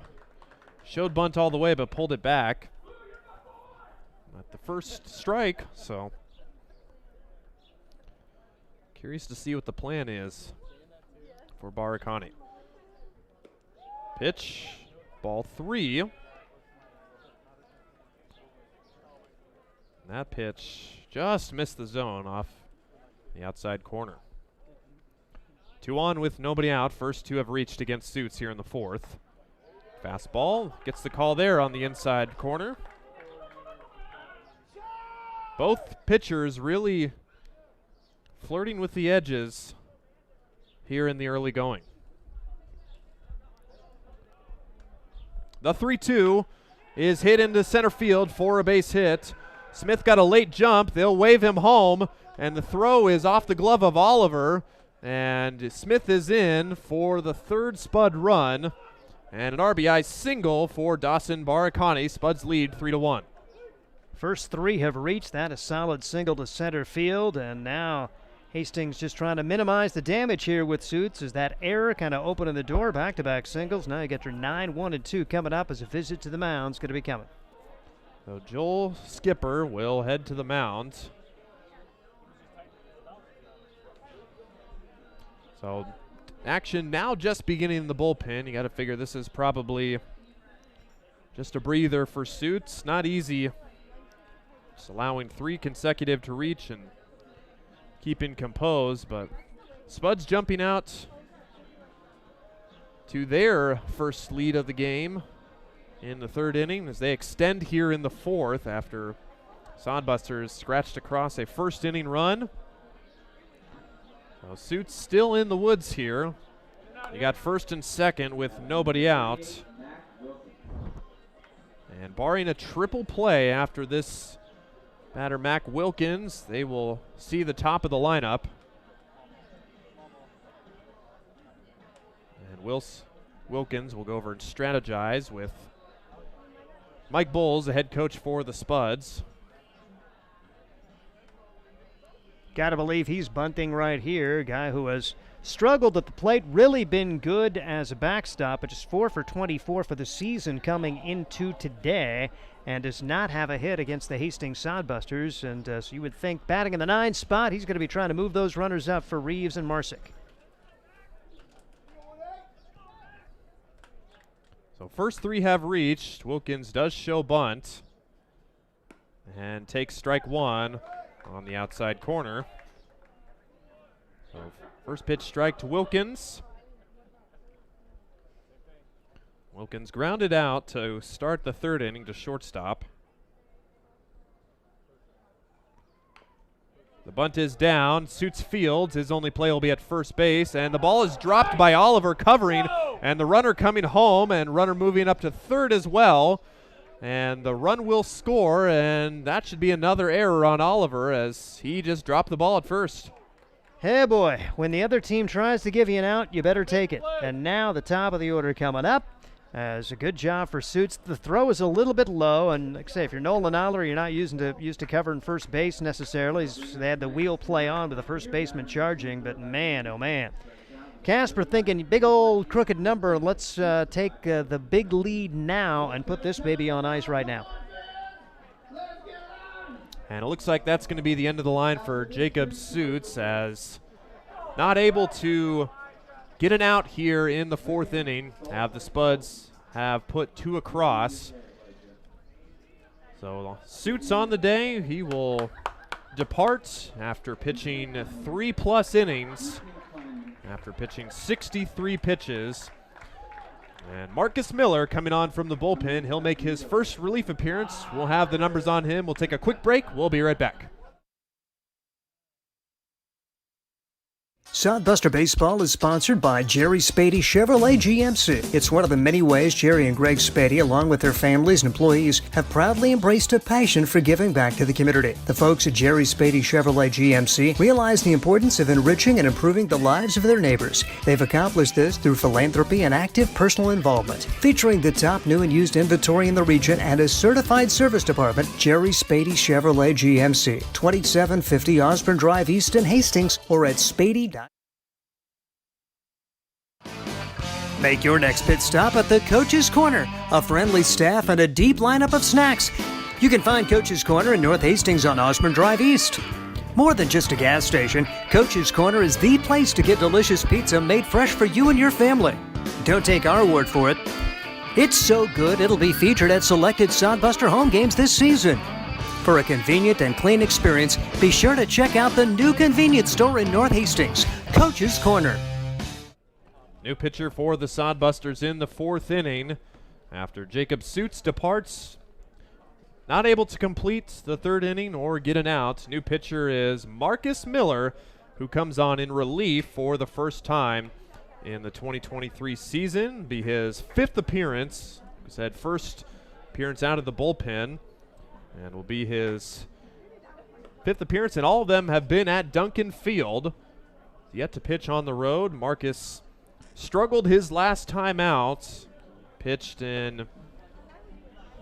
earlier in the week against the Prospects in Game 1.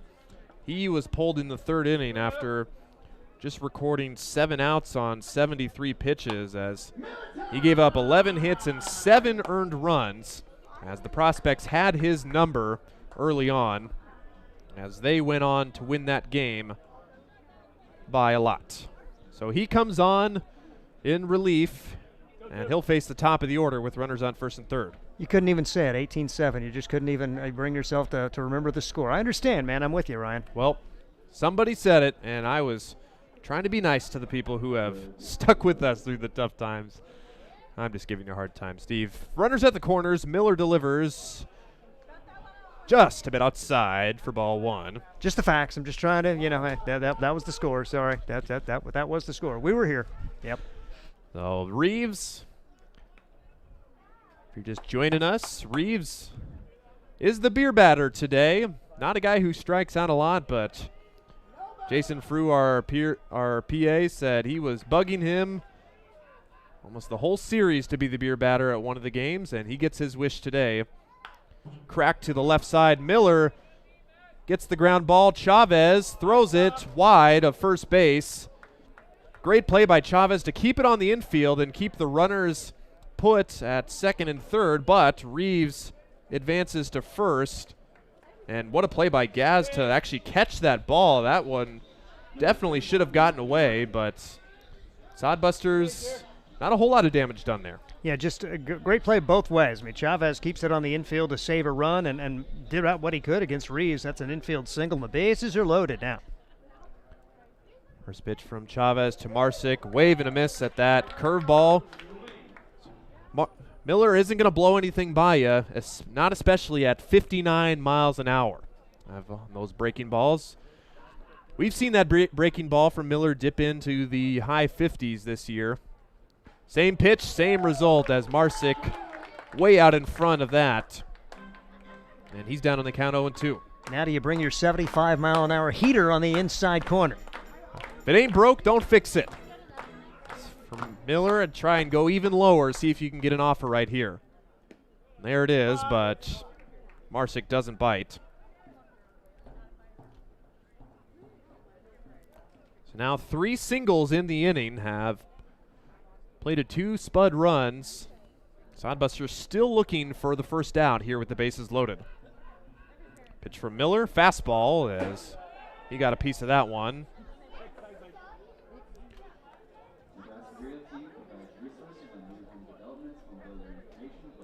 Well, Marsick stays alive. Marsick with 2 doubles off of Jacob Suits in the first and third innings.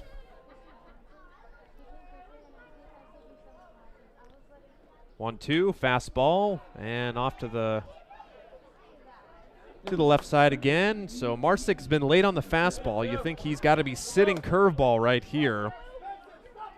Well, if you're Miller, you have to locate that ball perfectly or stay with the fastball and hope you can get a swing and a miss here.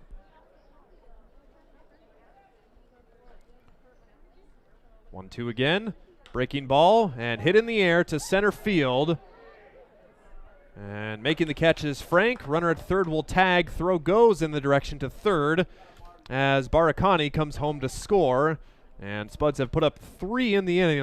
And on the sac fly from Matthew Marsick, that is just the first out here for the Sodbusters in the fourth. But you'll take it. Any out, any way, the way this game's going. And now Miller maybe prompts a double play ball, and you get out of this with, well, about as good a result as you can have, considering the way it started with 2 errors and the first 5 men reaching. Good at bat by Marsick. Gave him the curveball again, and it was right down the middle. So Burke bats. He's struck out swinging twice. Last at bat was tried to check his swing, but swung at ball 4. Miller's delivery, breaking ball way outside. 4-2. So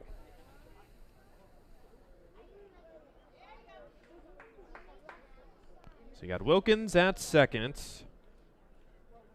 Catcher doesn't run extremely well. If you bloop one out there, you might have a shot at Wilkins at the plate. Breaking ball way outside for ball 3. The first 3 have missed, and like we said, this is the guy that struck out twice. Don't want to put him on the free pass.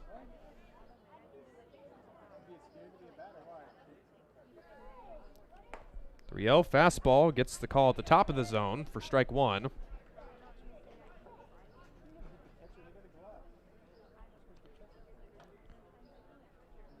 Marcus Miller just completing his freshman year at Hastings College. Him and Joel Skipper know each other well. Skipper also the coach at Hastings College. And a wave and a foul ball is not able to catch up with that one. Curveball at 67 miles per hour at the bottom of the zone, and Burke just got a piece of it. So Miller has worked the count full again.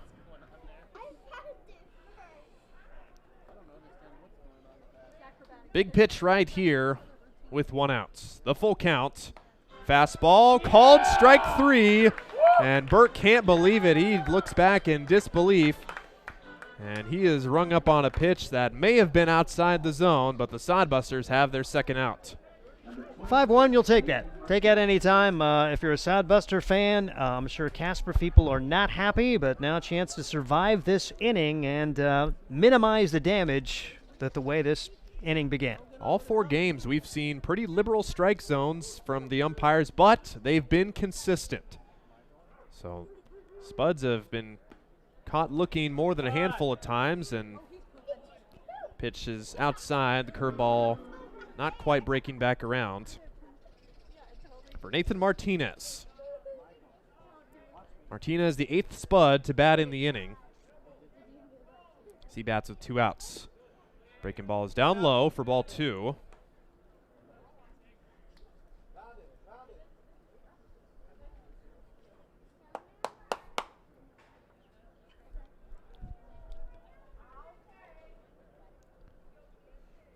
Miller brings the 1-0 home. Good block by Wortman. Say, according to our numbers here, the vertical break on Miller's curveballs is averaging about 5 feet. So for some of the guys, they can start at your eyes and end up at your ankles. That is wicked break. Fastball is right in there for strike 1. Difference on the pitches right now. Miller in the high 70s. Some of them almost a 20-mile-per-hour difference between fastball and breaking ball. Martinez still in the head in the count, 3-1. Hits the breaking ball to right field. Hiltbrand racing back, still going, and slows up finally and makes the grab in right field for out number 3. Spuds get a crooked number. They hang 3 on the board, but strand 2 on the benefit of 3 hits and a couple of Sodbuster errors. We go to the bottom of the 4th. Sodbusters looking to answer. We'll be right back. Are you tired of lousy internet and faceless customer service? It's time to experience local, honest, hassle-free, and exceptional. That's the Allo promise.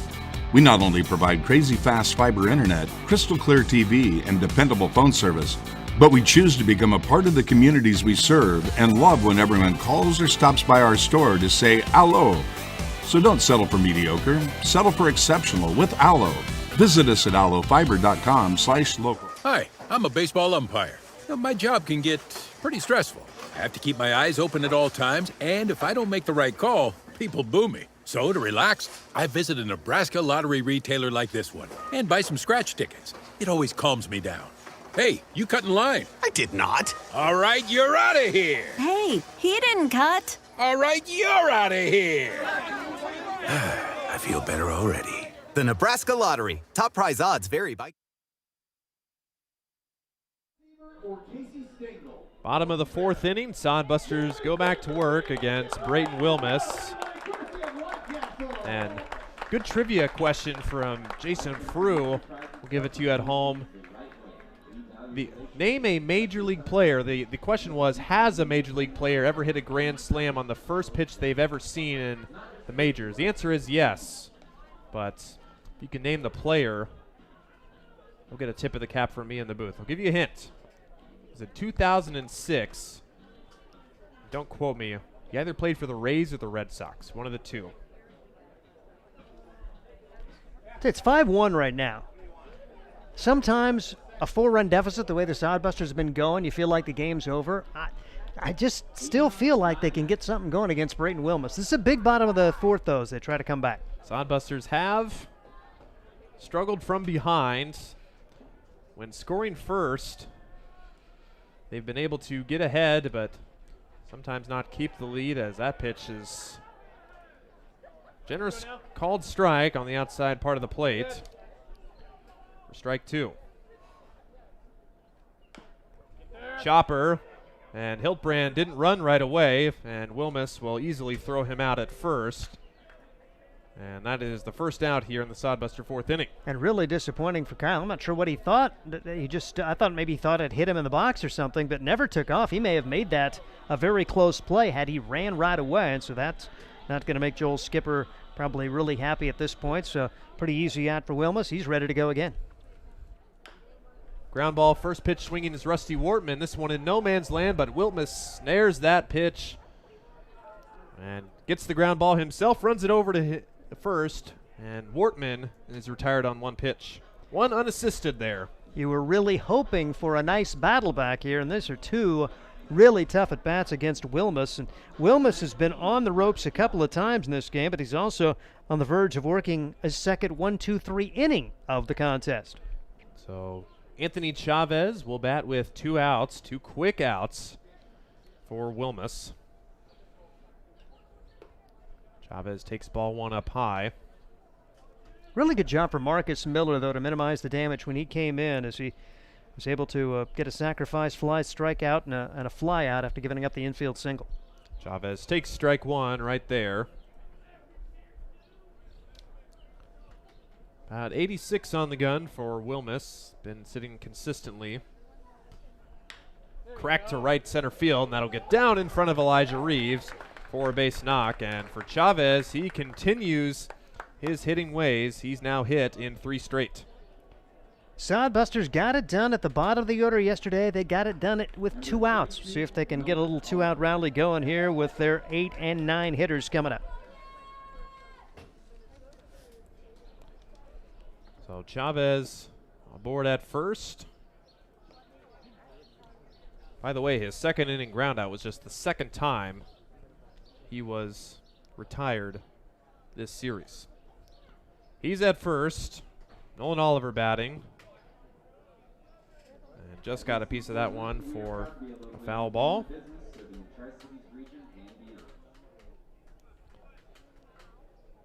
Be a great time to redeem yourself right here. Oliver, couple of fielding errors. Waits the 1-1, and it's right there for strike 2.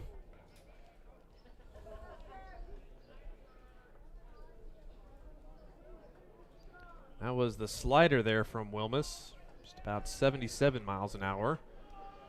1-2, called strike 3 on the outside part of the plate, and Oliver is caught looking, and he will head back to the dugout for out number 3. Sodbusters get a 2-out single, but strand him at first. We go to the 5th inning. Casper leads 5-1. There's nothing like relaxing on a summer day. Nothing like taking in a Hastings Sodbuster baseball game. And there's nothing like an ice-cold Pepsi to make the day perfect. Pepsi Cola of Hastings wants to make your nothing like be the best day it can be, whatever the occasion. Enjoy your favorite refreshing Pepsi product throughout the Sodbuster season and make your nothing like memories. Pepsi Cola of Hastings, a proud sponsor of Hastings Sodbuster Baseball. Hastings Sodbusters baseball's in full swing, bringing you another fun-filled summer of high-level collegiate woodbat baseball at historic Duncan Field. A great way to spend a summer evening with your families at a Sodbusters baseball game. Go online to HastingsSodbusters.com for their home game schedule or to purchase tickets. Hastings Sodbusters baseball. It's a hit. Got the spirit of the game. The Hastings Sodbusters. Top of the 5th inning, Marcus Miller back out. Answer to Jason Frug's trivia question. Got a couple of them, actually. He thought of a different answer than I did. First grand slam on the first pitch was Kevin Kuzmanoff in 2006, and my answer was, I couldn't think of his name, but came to me once I looked it up. Daniel Nava for the Red Sox in 2010 at Fenway Park. So, elite company for those major leaguers, as we'll have Steve Stein take us through the 5th inning. And it'll be Chandler Stocking to bat for the Casper Spuds, leading at 5-1. 2 runs in the 3rd inning, 3 runs in the 4th, as the Sodbusters kicked it around a little bit to really hurt their cause. The pitch across for strike, no balls, 1 strike. And Casper taking advantage. They get 5 unearned runs in those 2 innings to grab control of this one. Can the Sodbusters come back? We'll find out. Marcus Miller doing a nice job coming out of the pen. Gave up that infield single on the third base side for Elijah Reeves, working at the top of the order, but then retired the next 3, the 2, 3, and 4 hitters to get out of that with no more damage done. Did give up a sacrifice fly, but Miller doing about as good as you can ask against that part of the lineup. Stocking ahead in the count, 2-1. The pitch is low for ball 3, 3 balls and a strike. Jacob Suits, a tough luck outing for him, works 3 innings, but could not retire a man in the 4th. Thanks in part to 2 errors behind him, as the pitch is missing for a ball. So Marcus Miller walks the first man he sees in inning number 5. That's Chandler Stocking, and now they're getting to the part of the order that really did the damage last inning, as there's 6, 7, 8, and 9 hitters all reaching last inning in advance of the top of the order coming up. And here comes Easton Smith. Smith reached on an error to set the table. Last inning, he has reached base safely twice and scored a run. 0 for 1 officially for Easton Smith. Lefty versus righty matchup, and the pitch is fouled away. No balls, 1 strike, as Miller, pretty decent move to first. We'll see if Chandler Stocking is turned loose. Doesn't have many stolen bases this year. 5-1 the score. 5 runs, 5 hits for Casper. The Sodbusters, 1 run, 3 hits, and 3 errors. And you look back to missed opportunities early in this one when the Sodbusters had a great chance to blow this baby open in the 1st. They had a good chance to get runs in the 3rd, but just 1 run across for the Sodbusters in the contest against Brayton Wilmus.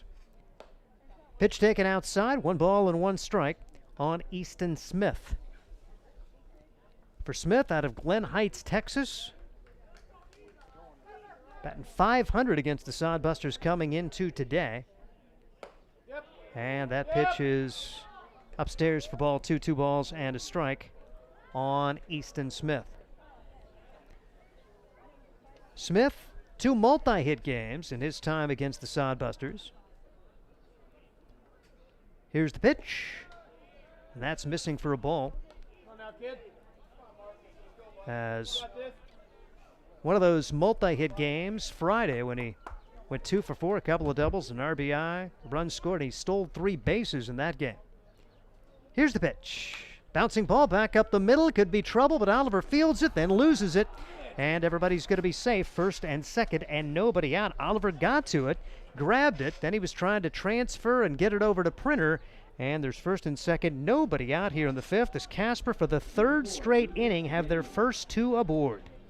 Yeah, for Oliver, you want to get the sure out there. Might have gotten ahead of himself a little bit, just trying to flip that to second. It would have been a tough play anyways. Even if you get a handle on that ball, you have to flip that going the wrong way from second base. So just tough luck there for Oliver. And it will be ruled an infield single, and runners at first and second, and no one out. Squaring to bunt and taking strike 1 is Lucas Danuitz. Hastings Sodbusters already trailing 5-1, and Casper is looking for more here as they have another threat brewing in inning number 5. As Miller brings home the pitch, and that's taken high and outside. Now stop for Wortman to keep that one from going to the backstop. And it goes to 1-1 on Danuitz, who singled his last time up. He's also struck out 1 for 2 in the contest. So a walk and an infield single. Danuitz, Barakani, and Wilkins scheduled to bat here in inning number 5. Lefty-righty matchup, way outside, 2-1. Miller's effective when he works ahead, like most pitchers. But Miller in particular, with his lack of velocity, if you will, he needs to work in front to keep those pitchers guessing. If they can sit on his fastball, it's a tough day for Marcus Miller. Here's the pitch. That's off the outside part. 3 balls and a strike now on Lucas Danuitz. First and second, nobody out. Casper trying to take a stranglehold on this one here in the middle innings. Sodbusters scored first, Casper with the last 5. And that's across for strike 3. 3 balls and 2 strikes on Danuitz. Lucas Danuitz out of Illinois. Guys from kind of all over the country making up this Casper team. Like most of the squads in the Independence League, they recruit from all over. 3-2 pitch. Misses for ball 4. They're loaded up with the bases loaded as Danuitz takes ball 4. And now another chance for Casper to extend the lead. They'll have Dawson Barakani, who had an RBI single and a run scored his last time up, to try to do the trick. It's a tough pitch to take if you're Danuitz, you know. Seen a lot of pitches on or even off the outside corner been called strikes, so gotta have a pristine eye. And you know, with the curveball, it's a little bit easier to call since it doesn't quite bend back over the plate, but lucky for Danuitz there. First pitch across for strike 1. No balls, 1 strike on Barakani. Dawson Barakani out of Washington State. To Mesa Community College and then on to Maryland, Baltimore County. You talk about a guy who has made a road trip from Washington State across the country to play D1 ball. Here's a pop-up, foul territory. Gaz over to make the catch, and that's a large first out as they get Barakani out. Bases remain loaded with Stocking at third, Smith at second, and Danuitz at first. Good job for Landon Gaz to get underneath that one, judge the wind, and now it's Mac Wilkins, number 9 hitter, reached on an error his last time up. He's 0 for 2 in the game and 0 for the season against the Hastings Sodbusters. As Marcus Miller trying to work his way out of a jam here in the 5th, it's 5-1, Casper on top. Here's the pitch. Off speed, low, and no balls and a strike. Enough. They actually call a foul ball. Wilkins checked his swing and just got a piece of it, so no balls and 1 strike. Fortunate break there for the Sodbusters on one that was probably going to be out of the zone. As Miller comes set out of the stretch. Brings it home. Big swing, no contact, 2 strikes, and Miller would love to find a way to sneak one by Danuitz and take his chances with Elijah Reeves with the bases loaded and 2 outs. It's no gift to try to take on Elijah Reeves, but you'd like to get that second out regardless of how it comes. 0-2 pitch. Little looper on the infield. That is going to be caught by Gaz. Throw to first. Double play. And how about not having to face Eliza Reeves in the inning as the first base runner, Danielewicz, got caught napping. Little looping liner on the infield. And Chavez throws to Gaz to get the double play, and no damage done. No runs on one hit, 2 left as we head to the bottom half of inning number 5. Casper 5, Hastings 1. This is Sodbuster Baseball. Let's face it, we move our bodies around a lot. And sometimes things happen. A tweak, twist, pull, strain, ache, or pain. At Fisk Chiropractic and Sports Care, their goal is to restore your mobility, keep you moving, and ensure your rehabilitation is effective, efficient, and stress-free. Do you suffer from headaches and neck pain? Lower back or sciatica? Call Fisk Chiropractic and Sports Care today. Start to discover wellness through chiropractic care. Fisk Chiropractic Sports Clinic.com. Start feeling better now. Hastings College has reimagined everything. As a sophomore, you'll spend part of a semester studying abroad, and they'll cover the cost. Recognizing it's a digital world and how you learn, they'll give you an iPad Pro and Apple Pencil. Tools that'll help you engage, whether you're on campus or in Paris. Plus internship opportunities and professors who mentor you. Hastings even provides books. At Hastings College, you'll go somewhere. Go to hastings.edu/discover for more. At the bottom half of inning number 5, Sodbusters work out of a huge jam. Credit to Marcus Miller. Gave up the walk, the infield single, and another walk, but the Sodbusters able to work their way out of that as the pop-up in foul territory and the 5-3 double play on that little looping liner that turned into a double play. And now let's see if they can get the measure of Braden Wilmus. It's been the odd innings that have been the trouble for Wilmus. He escaped the first with only 1 run allowed. In the third, Sodbusters had first and second, nobody out. A double play proved costly there for the Sodbusters. Can they get it done with their 9-1-2 hitters here against Wilmus in the 5th? Steve Stein, as we have our whole crew up in the booth today. Ryan Valenta, Noah Pegel, Connor Christensen doing the production, and our game tracker that gives us all of the speeds on the pitches and speeds off the hits. Kind of cool little technology that I quite frankly don't understand, but these young guys, they're all over that. They got computers, they put that stuff on the internet. It's really cool. Seems like Marcos Cabranes enjoying his day off here in advance of the 4 days off and juggling. Better than I can do. I can't do that. That's awesome. Meanwhile, at the plate, the Sodbusters will have a man up there as Ty Matson tries to get things started. He struck out his first time up against Wilmus. Matson with yesterday off as he swings and misses. 1 ball and 1 strike on Ty Matson for the Hastings Sodbusters. Younger brother of Trevor, who played with the Sodbusters a couple of years. Pitch taken on the outside corner. 1 ball and 2 strikes on Matson. Sodbusters trying to set the table here. They got their leadoff man aboard in the first. Had their leadoff man, matter of fact, the first 2 on in the third. Pitch way outside. 2 balls, 2 strikes. Really good job for Braden Wilmus not to let the early wildness get to him as he struggled mightily in that first. Survived that with just 1 run allowed. Now he's got a 4-run lead and a swing and a miss. And down goes Ty Matson for the second time on strikes. Back to the top of the order for Gage Frank. So Frank has been aboard twice. That hasn't happened a whole lot against this Casper squad as Gage has really struggled against Casper for the year, but he's gotten hit by a pitch and had an infield single. We're in the 5th inning. Sodbusters trying to rally, down 5-1. Wilmus brings home the pitch, and Frank takes it for ball 1. 1 ball and no strikes, and that time it was Mac Wilkins' turn to question the call as he turned and looked back to the home plate umpire. 1-0 delivery. Right down the middle for a strike. 1 ball, 1 strike on Gage Frank for the Hastings Sodbusters. After a .318 spring for Des Moines Area Community College, hitting .234 for the summer season as he swings and fouls it away. 1 ball and 2 strikes on Frank. Does lead the team with 3 home runs. Also leads the team in being hit by a pitch, and had that happen back in the first. Well, quick pitch action there from Wilmus. Kind of a speedy windup there. Still 1-2 after Frank grounded it foul on the first base side. Corey Coranda coaching down at first for the Sodbusters. Line drive, center field, base hit. It's a multi-hit game for Gage Frank as the Sodbusters have a 1-out single from Gage, and we'll see what Printer and Gaz can get done here against Braden Wilmus. Just about 90 off the bat from Frank, and right as that went past, Wilmus kind of looked at the dugout and tapped his chest. I don't know if that was a, oh my gosh, my heart's beating now, or a, my bad, missed my spot, but either way, he wasn't really happy with that result. Probably missed his spot because 1 and 2 and kind of grooved the pitch there, and that allowing Frank to get on. I doubt if his heart's beating that fast. That happened 2 earlier times. One time Frank lined it off him, and then Josh Printer had one coming right back at his head earlier. Printer's at the plate now. He had the hardest hit ball of the day for the Sodbusters, turned into a double play. Here's a bouncing ball to the left side. Chandler Stocking turns, whips it to second for 1, over to first in time. There's another outstanding play for Chandler Stocking, who's going away from the play and threw a strike to second base.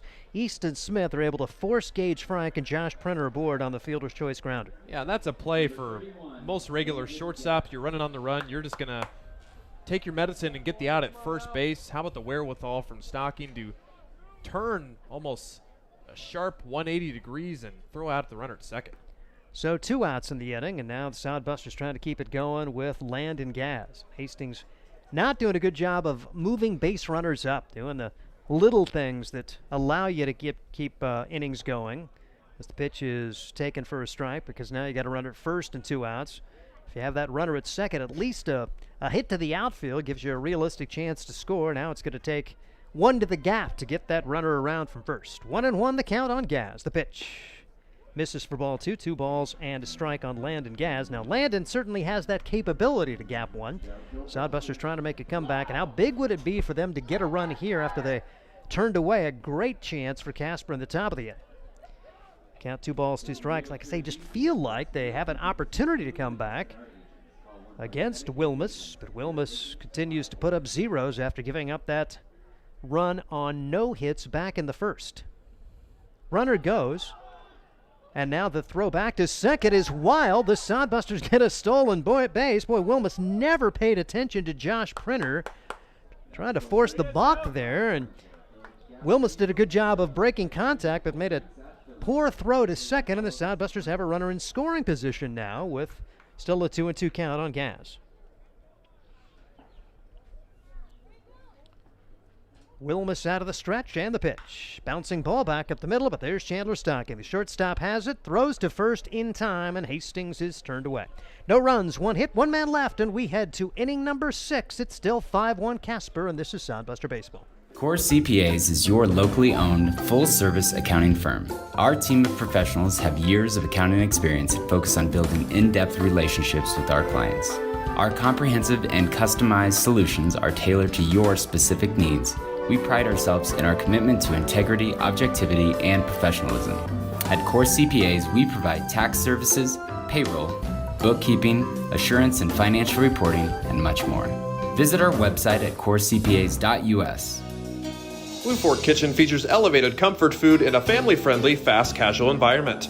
With a full menu, you can sit down for a nice meal or order online for pickup. From salads and wraps to burgers and steaks, Blue Fork Kitchen has your kind of food.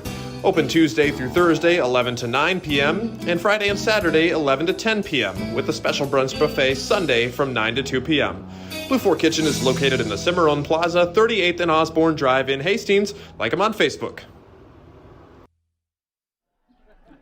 Head of the 6th inning, the Hastings Sodbusters. They are on the short end of a 5-1 score. Elijah Reeves, Matthew Marsick, and Chase Burke, top of the order, coming up against Marcus Miller. Did a good escape job back in the 5th to keep it at 5-1, but Hastings unable to produce offensively. Now, really tough spot in the order for this team from Casper, although give Marcus Miller credit. He saw this same spot of the batting order when he came in relief, gave up the infield single to Reeves, but then fly out, strike out, another fly out, so he had good success against this part of the order earlier as Elijah Reeves steps in.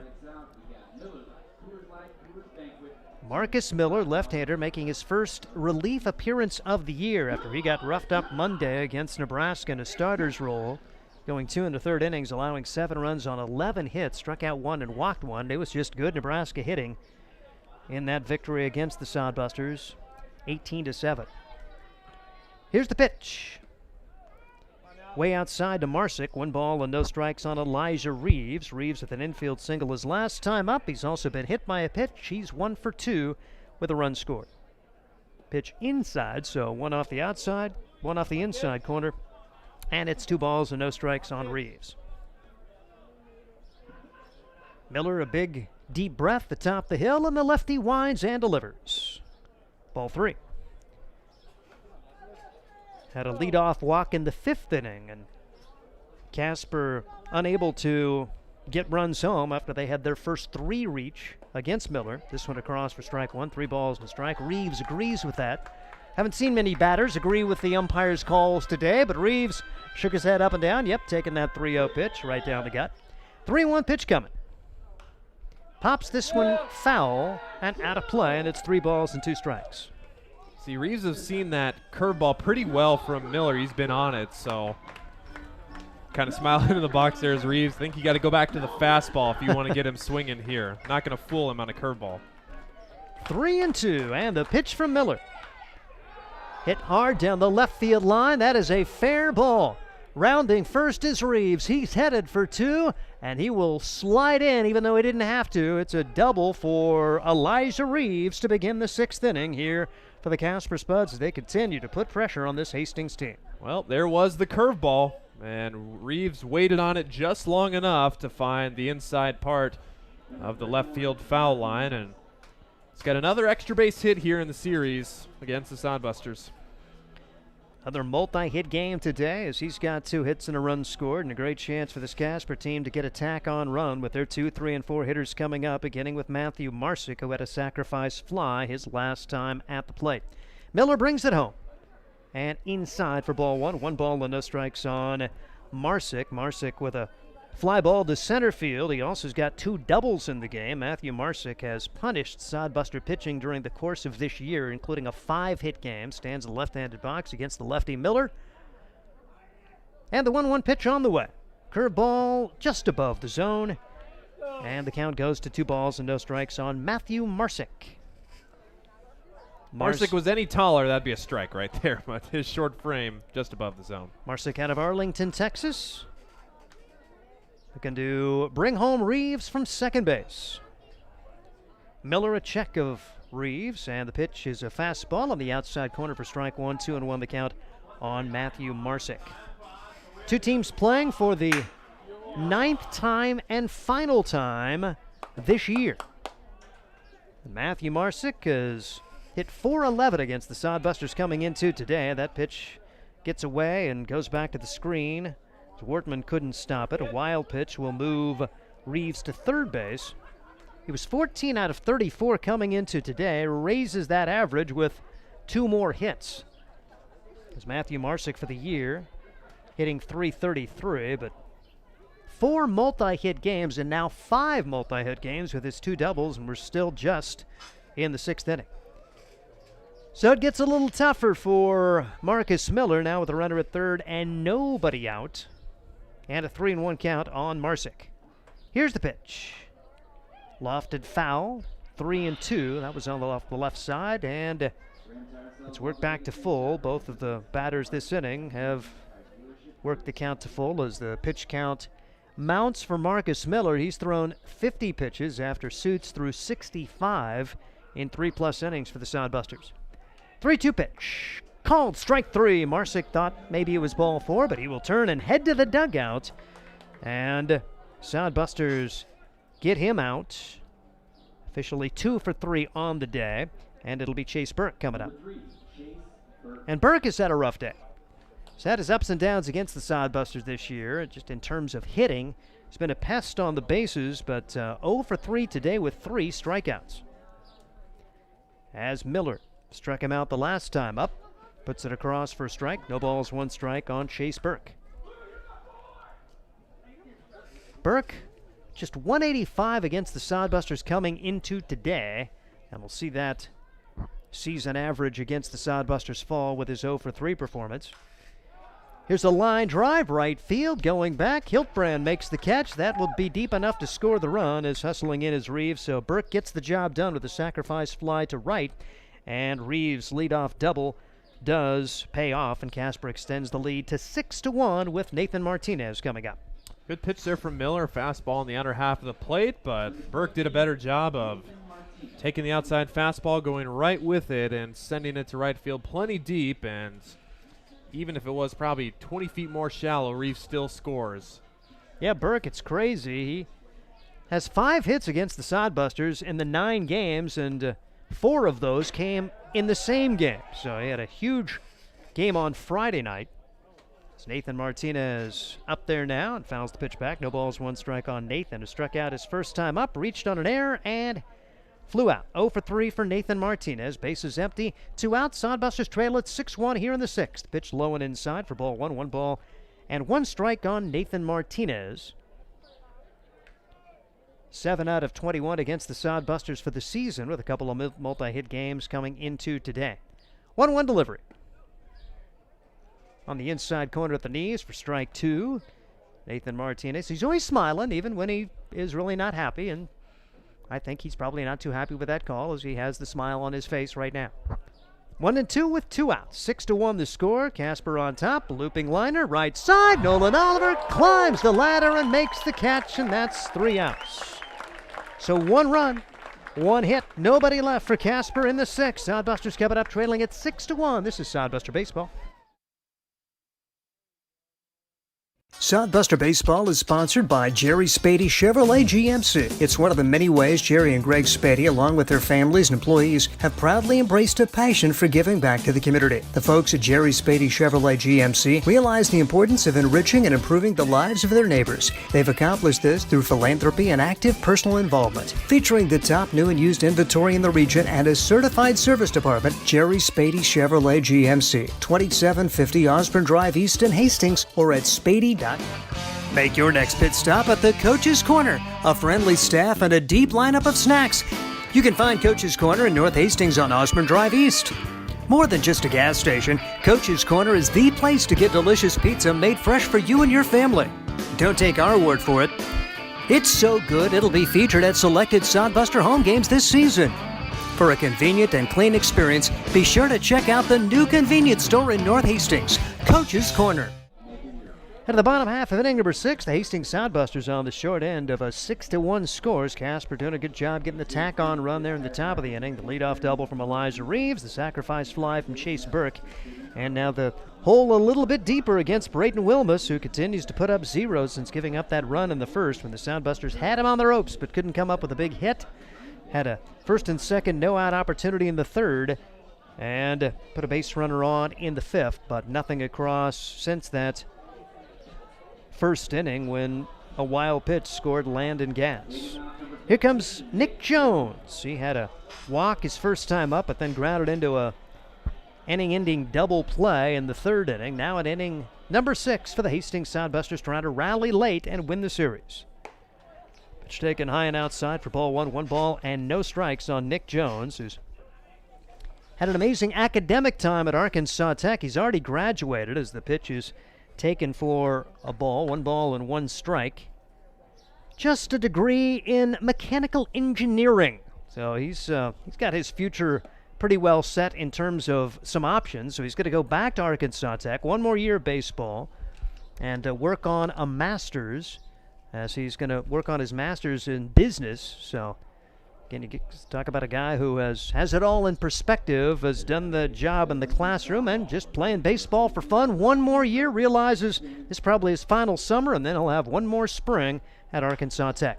Loops this one toward the left side, and that's going to be caught by the third baseman, Nathan Martinez. Fades back and catches it just at the edge of the dirt portion of the turf, and there's 1 out. I will bring Kyle Hiltbrand to the plate. Hiltbrand hit by a pitch back in the 1st, grounded out in the 4th.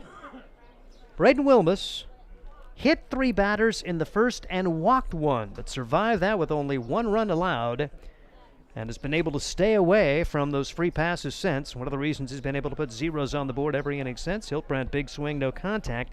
No balls and a strike on Kyle Hiltbrand, who is 0 for 1 in the game. Here's the pitch. Hiltbrand pops it up. Right side, Burke, no problem. He's underneath it, makes the catch, and 2 quick outs for the Hastings Sodbusters in the 6th inning. I'll bring Rusty Wortman to the plate.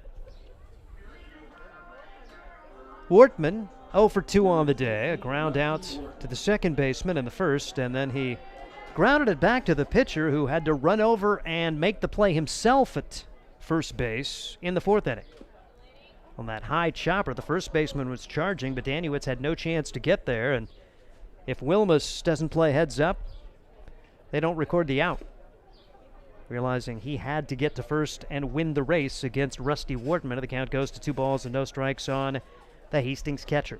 2-0 delivery on the way, and that's a cross for strike. 2-1 on Rusty Wortman.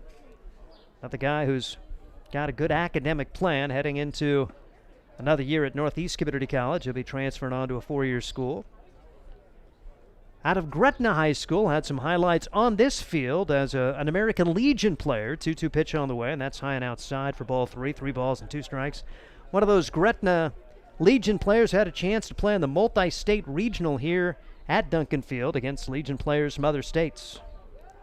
Pitch just misses, and that's ball 4. Casper players were headed to the dugout thinking that was going to be strike 3. Instead, a 2-out walk, and we'll see what Chavez can get done. In the way that balls and strikes have been called, you say maybe it could have been strike 3. As Hastings going to have Chavez at the plate and a potential pinch hitter if they can keep this inning going.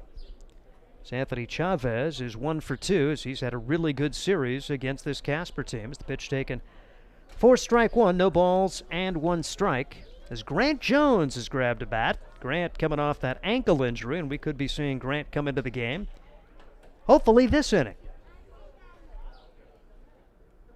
Here's the 0-1 pitch. Bouncing ball back up the middle, and that's caught by the second baseman. He'll step on the bag to end the inning. Good job there for Easton Smith.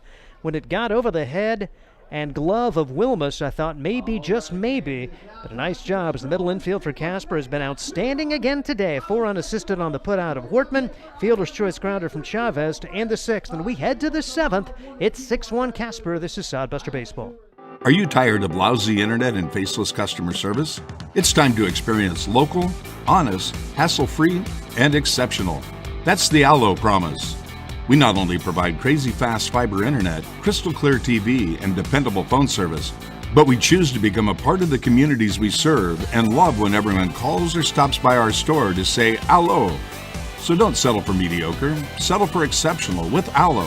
Visit us at allofiber.com/local. Hi, I'm a baseball umpire. Now, my job can get pretty stressful. I have to keep my eyes open at all times, and if I don't make the right call, people boo me. So to relax, I visit a Nebraska lottery retailer like this one and buy some scratch tickets. It always calms me down. Hey, you cut in line. I did not. All right, you're out of here. Hey, he didn't cut. All right, you're out of here. I feel better already. The Nebraska Lottery. Top prize odds vary by game. Head of the 7th inning, it's Casper on top of Hastings 6-1. Once again, here's Ryan Valenta. Sodbusters have some work to do.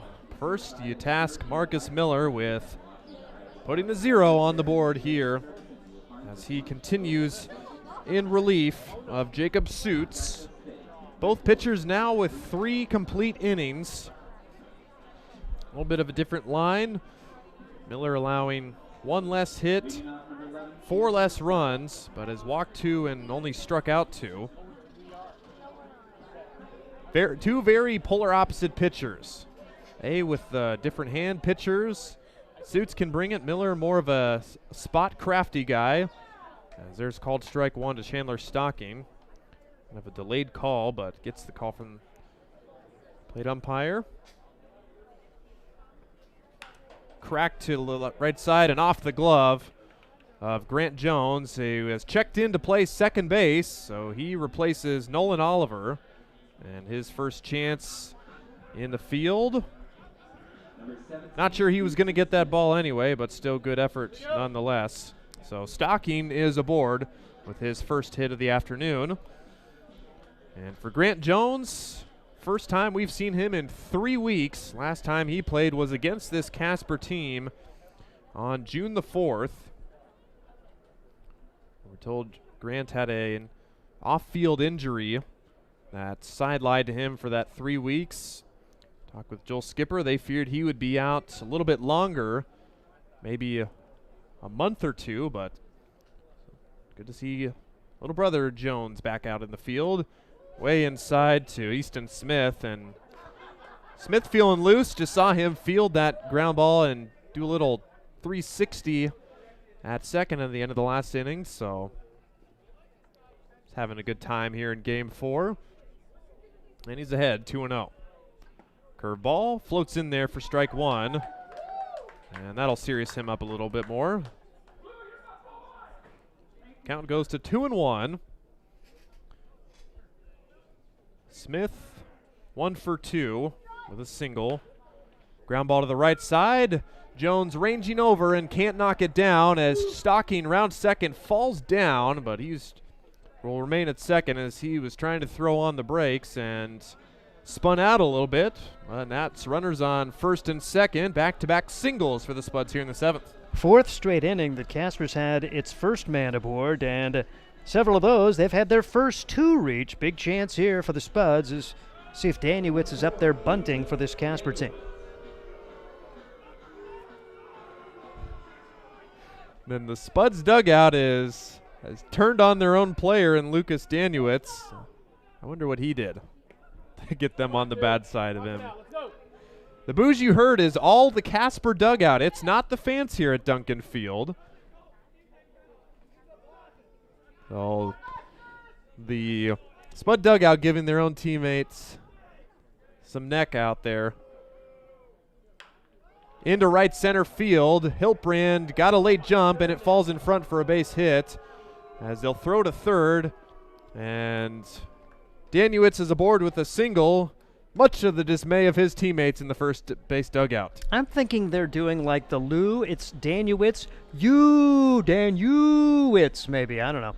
But base is loaded, nobody out, and terrible luck there. Boy, Hiltbrand totally misread that one. He had started back, and that was going to fall in no man's land. And 3 seeing eye singles, if you will, for Casper, and now they're on the verge of really busting this baby open. And here's Dawson Barakani, and a roaring applause from the Spud dugout for him. So they were just giving Daniewicz a hard time. So they're having fun here in their last game at Duncan Field in the 2023 season. Breaking ball doesn't come back across the plate for ball 1. That pitch at 61 miles an hour. It's the MO of Miller. Those breaking balls couldn't get pulled over on Highway 6 with them. 1-0 pitch with the bases loaded. That breaking ball floats in there for a strike. 1-1 to Dawson Barakani. There's right-handed action, and it is going to be Tanner Johnson working behind Miller here in the 7th.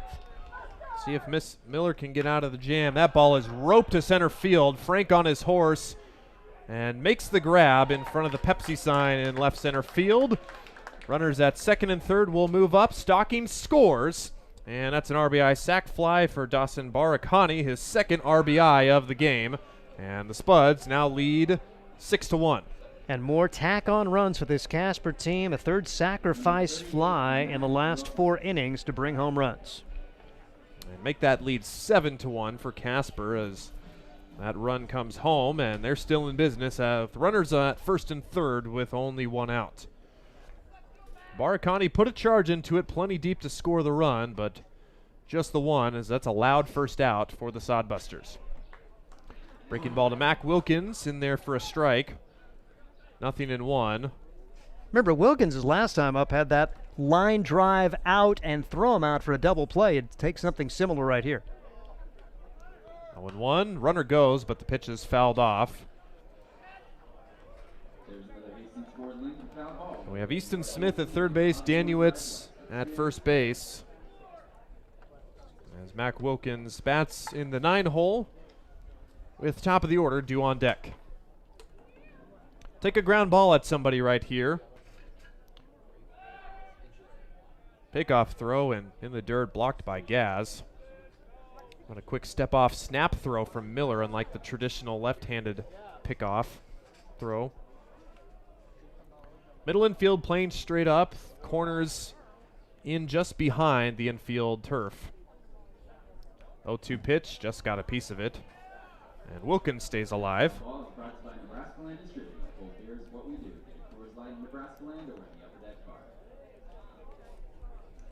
Sodbuster pitching staff came into the series looking good. The first 2 games lowered their stats even more as the 0-2 pitch is swung on and missed. High heat at 77 miles an hour takes care of Wilkins as he struck out for out number 2. Big second out now. Can you find a way to get Reeves out? He had the big game in the second game of the doubleheader. 2 more hits today, and he scored twice, and this is a big one for the Sodbusters to try to survive this with only 1 run allowed. Reeves grounded out in the first inning and has reached 3 consecutive times since. Could be the last appearance of the day. Runner goes, throw down to second, and Jones' swipe tag missed the runner Danuitz as he swipes second base.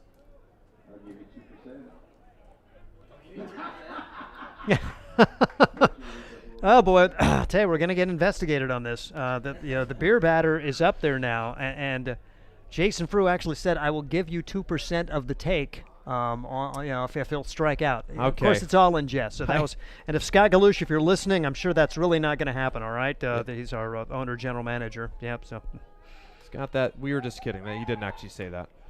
Breaking ball is outside for ball 2. He may have said it, but he was kidding. So and I'm sure, and Jason does not have the authority to do that. So all right. Mm-hmm. Watching on the YouTube broadcast is going to be used for evidence in federal court. Nice knowing you guys. Yep. Elijah Reeves is going to get some sort of, put on probation, and so. Foul ball down the right field side, so there's strike 1. Although with NIL, can't you pretty much do anything anymore? So. We're just out here having fun. That's probably legal now. I don't know. You could probably do that with name, image, and likeness. So Miller got the call, got the swing. Fastball is down low. And Reeves now ahead in the count 3-1. Frew giving him some more.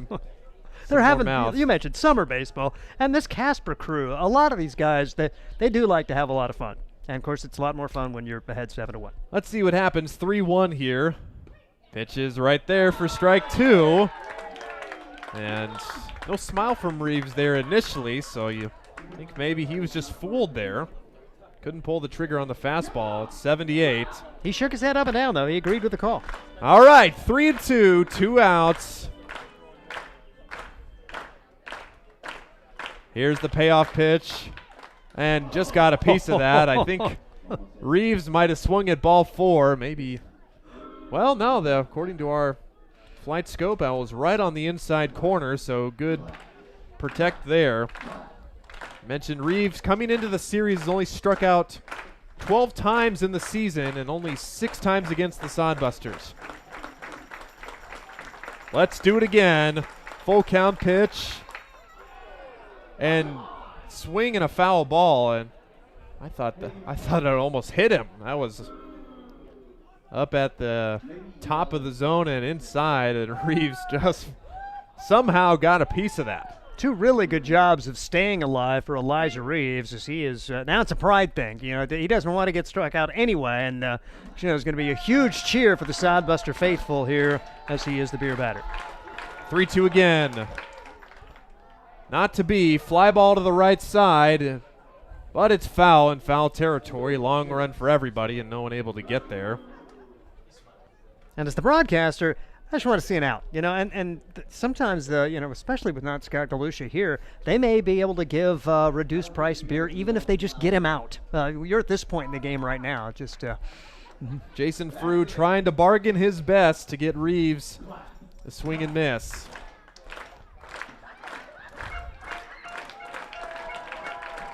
So here we go again. Got him swinging as Reeves is struck out. Miller with the high fastball and gets strike 3. Cheer Duncan Field. You have beers 2 for 5 in the next few innings. Thank you, Elijah Reeves. And with Miller on the mound, it's Miller time. So they have announced that. That is the choice of the brand for the Sodbuster fans. Oh, great ending there, and you see Reeves down the dugout said, "I want my 2%." Oh, great ending to the 7th inning. It's time to stretch here. Sodbusters coming to bat right after this. They need 6 runs. We'll be right back. There's nothing like relaxing on a summer day. Nothing like taking in a Hastings Sodbuster baseball game. And there's nothing like an ice-cold Pepsi to make the day perfect. Pepsi Cola of Hastings wants to make your nothing like be the best day it can be, whatever the occasion. Enjoy your favorite refreshing Pepsi product throughout the Sodbuster season and make your nothing like memories. Pepsi Cola of Hastings, a proud sponsor of Hastings Sodbuster Baseball. Hastings Sodbusters Baseball's in full swing, bringing you another fun-filled summer of high-level collegiate woodbat baseball at historic Duncan Field. A great way to spend a summer evening with your families at a Sodbusters baseball game. Go online to HastingsSodbusters.com for their home game schedule or to purchase tickets. Hastings Sodbusters Baseball. It's a hit. Got the spirit of the game. The Hastings Sodbusters. Stretch time here in Hastings. Sodbusters trying to come back here as they find themselves in a 7-1 hole against the Casper Spuds. As we are set to go, Sodbusters won the first 2 games of the series. They lost the second one, and here is Grant Jones, a sight for sore eyes for the Sodbuster lineup as he takes strike 1. Grant just playing in his 9th game this year, has missed extended time with injury as he swings and misses. That's strike 2. We last saw him on June the 4th, and he's just batting 150, 3 for 20 on his limited time this year. Ball 1 outside off the plate to Jones. So Wilmus still out there for the Spuds. He's working quickly on the bump. The changeup is high and away for ball 2. To the second baseman on a couple hops. Smith over to first, and he gets Jones by a step, and he looked good running down to first base there, so glad to have Jones back in the lineup. He's retired for the first out. If you'd have told me that Brayton Wilmus would last longer than Jacob Suits the way this game began, but that's baseball sometime. Wilmus just keeps on putting up zeros after he labored through that first inning. He threw 28 pitches in the first inning. And that was pitch number 100 right there, so you got to figure that this might be Wilmus's last inning. Reminder, you can only throw 110 pitches here in the Independence League. We'll see if he can get out of the 7th inning, and made Madsen look bad right there. That changeup down and in. 1-1. Same pitch, but that time laying off is Madsen. Madsen 0 for 2 with 2 strikeouts today. And gets the call there on the outside part. Don't see too many right-handers with the changeup as he threw it again, and Madsen swings over the top for strike 3. There appears to be a Casper pitcher ready down in the right-hand dugout, and it looks like a pitching change going to be made here as basically pitch count out for Brayton Wilmus. Wilmus will end his day with 105 pitches, and he brings in his middle infield, and you got to tip your cap to Wilmus here. He shut down the Sodbuster offense. After giving up that run in the first, like we mentioned, 3 hit batters and a walk, able just to allow the 1 run, he faced 4 or less batters in the next 5 innings as he departs here after getting the first 2 outs, getting some love from his infielders, and the Spuds waiting for him in the dugout as he departs with 2 outs in the 7th. New player coming in for the Spuds. We will have the pitcher coming up. We'll be right back. Let's face it, we move our bodies around a lot. And sometimes things happen. A tweak, twist, pull, strain, ache, or pain. At Fisk Chiropractic and Sports Care, their goal is to restore your mobility, keep you moving, and ensure your rehabilitation is effective, efficient, and stress-free. Do you suffer from headaches and neck pain, lower back, or sciatica? Call Fisk Chiropractic and Sports Care today. Start to discover wellness through chiropractic care. Fisk Chiropractic Sports Clinic.com. Start feeling better. Hastings College has reimagined everything. As a sophomore, you'll spend part of a semester studying abroad, and they'll cover the cost. Recognizing it's a digital world and how you learn, they'll give you an iPad Pro and Apple Pencil. Tools that'll help you engage, whether you're on campus or in Paris. Plus internship opportunities and professors who mentor you. Hastings even provides books. At Hastings College, you'll go somewhere. Go to hastings.edu/discover for more. New pitcher for the Spuds. Finally, you see the end of the day for Brayton Wilmus. Can't do anything but tip your cap to the Spuds starter, as he was brilliant through 6 2/3 innings, allowing just 1 run on 4 hits, as he really kept his offense in the game, as Spuds are able to tack on 7 after he gave up that run in the first. Here's Glenn Williams making his 4th appearance for the Spuds. All appearances in relief. Last outing June the 21st against Badlands, where he went 2 innings, did not allow a run with 1 hit and 1 walk. Only given up 2 earned runs, and that was his 2nd outing against the Prospects. So been pretty good so far for the Spuds, as he holds a 2.84 ERA and brings up top of the lineup in Gage Frank with 2 outs here in the 7th.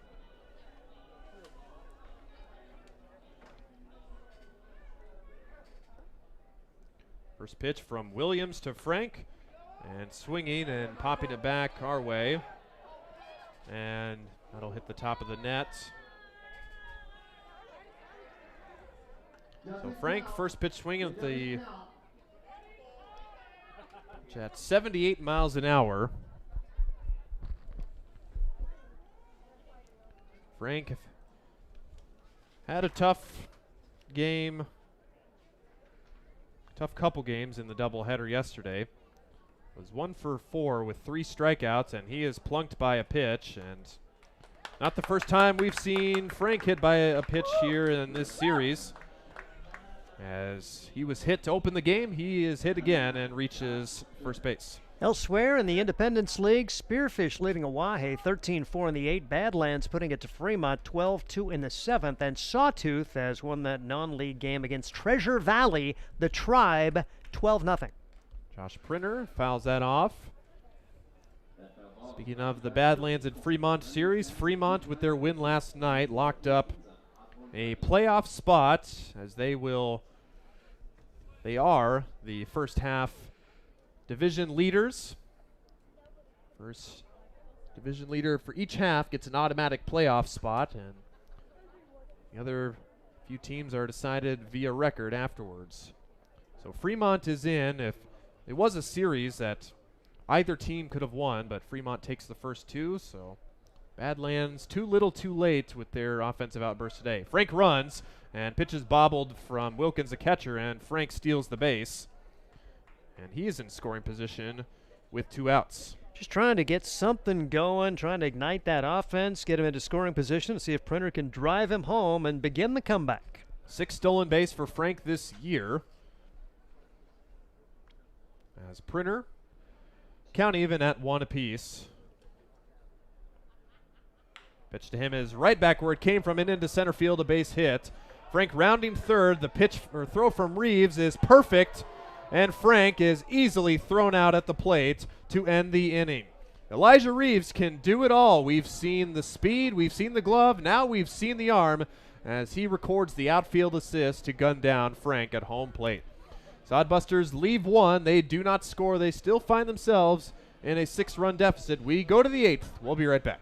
Sodbuster Baseball is sponsored by Jerry Spady Chevrolet GMC. It's one of the many ways Jerry and Greg Spady, along with their families and employees, have proudly embraced a passion for giving back to the community. The folks at Jerry Spady Chevrolet GMC realize the importance of enriching and improving the lives of their neighbors. They've accomplished this through philanthropy and active personal involvement. Featuring the top new and used inventory in the region and a certified service department, Jerry Spady Chevrolet GMC, 2750 Osborne Drive East in Hastings, or at Spady.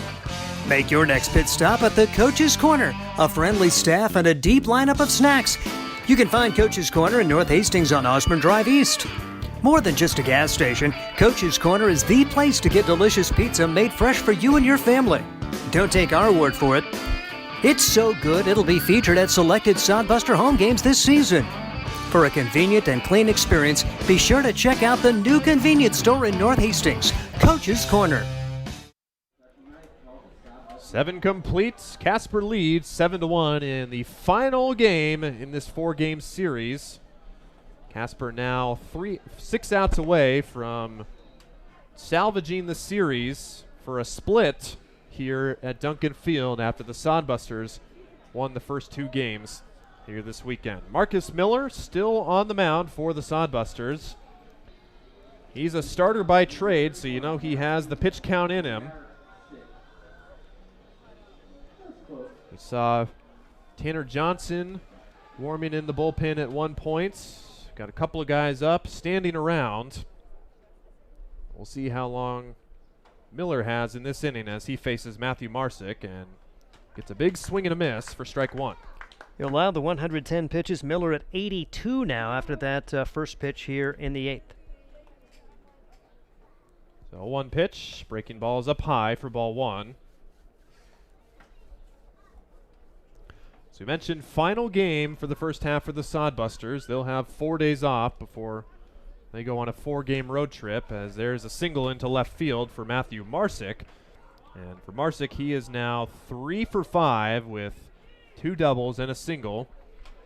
And boy, he's just been a tough out all series and all season long for the Sodbusters. And Casper just continues to pound the ball, or at least get that leadoff batter aboard regardless of how they get him on, and that just allows you to get the chance to tack on runs, and that's what Casper's done a great job of doing here. First pitch is outside, back pick throw to first is late. Well, Chase Burke struck out in his first 3 plate appearances and drove in a run with a sac fly back in the 6th inning as he bats with 1 on and nobody out. Pickoff throw to first is late. Keep an eye on Marsick there. 1-0. Big swing and a miss as Burke comes up empty on the fastball. Spuds with 11 hits, Sodbusters with 5 hits, and they've also committed 3 errors. 1-1 to the right side and out of play for strike 2. There goes the windshield.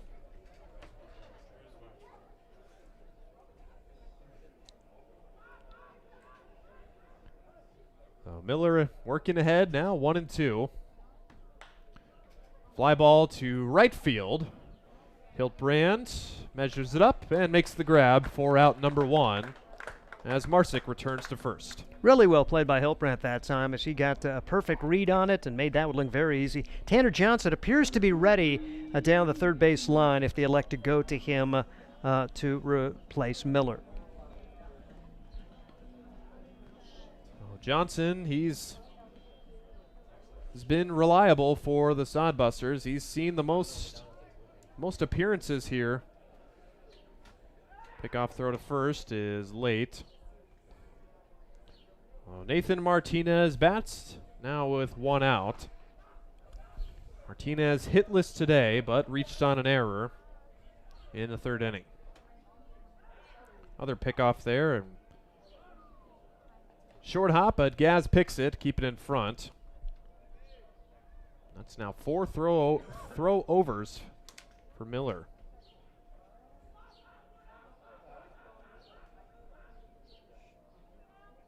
Breaking ball. Right in there.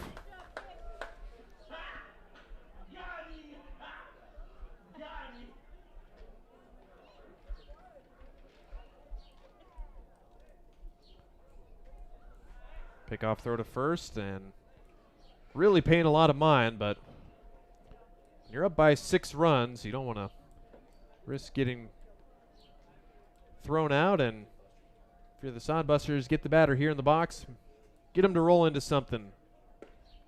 Fastball at the bottom of the zone for strike 2.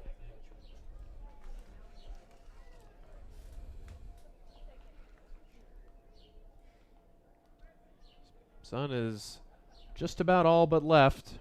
Duncan Field, the once sun-potent left field, fisted to the right side. Grant Jones comes in and throws out Martinez at first for out number 2.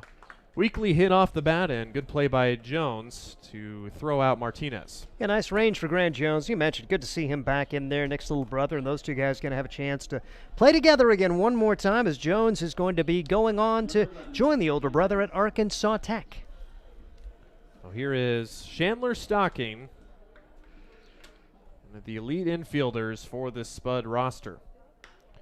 To right field and shallow, Hiltbrand racing in, and it falls in front for a base hit. The throw home, here comes Marsick, and it's over the head of Wortman as Marsick scores, and Stocking advances to second on the throw. So an RBI single for Stocking, as he wasted no time putting that into right field for his second hit of the contest.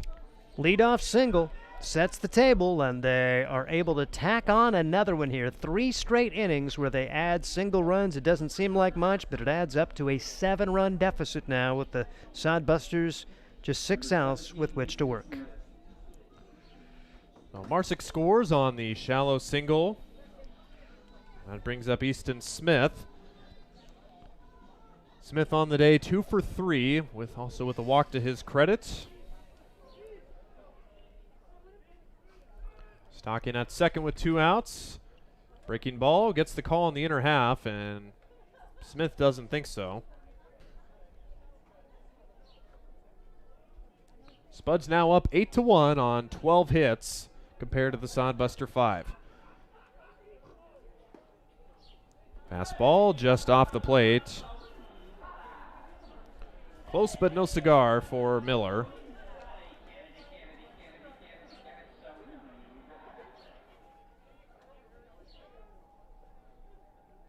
Miller with the look at second. Brings home the 1-1 inside for ball 2. Pretty good pitch right there, but not called a strike.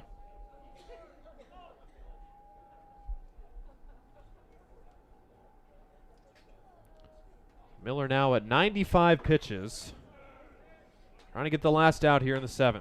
Slow breaking ball and grounded foul past third base. And now Miller a strike away from getting out of the inning. Spuds were scoreless through 2 innings. They have now scored in 5 of the last 6 innings. The outlier, the 5th inning.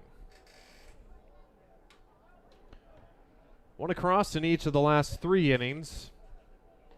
Trying to add 1 more here, but that's ball 3 outside. So Smith works the count full.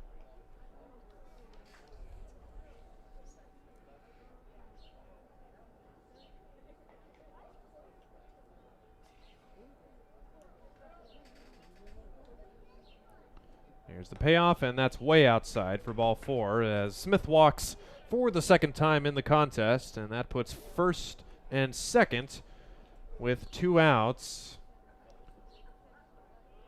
And Danuitz will come to the plate, and Sodbusters will stick with Miller for perhaps 1 more batter. Pretty much has to be his last batter. 98 pitches thrown, one way or the other. You figure this is going to be it. Hopefully he'll get him out and have a clean inning for Tanner Johnson in the 9th. Season high pitch count for Miller is 105. He also hit 101 at opening day. As he delivers strike 1 to Lucas Danuitz. Danuitz with 2 singles to his credit and scored. Fastball, flinch by the home plate umpire, but not called a strike.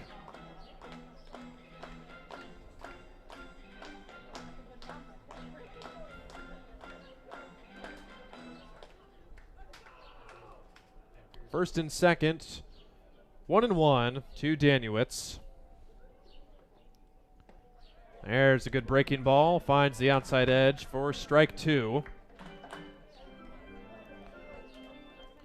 Looking ahead, Sodbusters have 3, 4, and 5 due up in the home half of the 8th inning.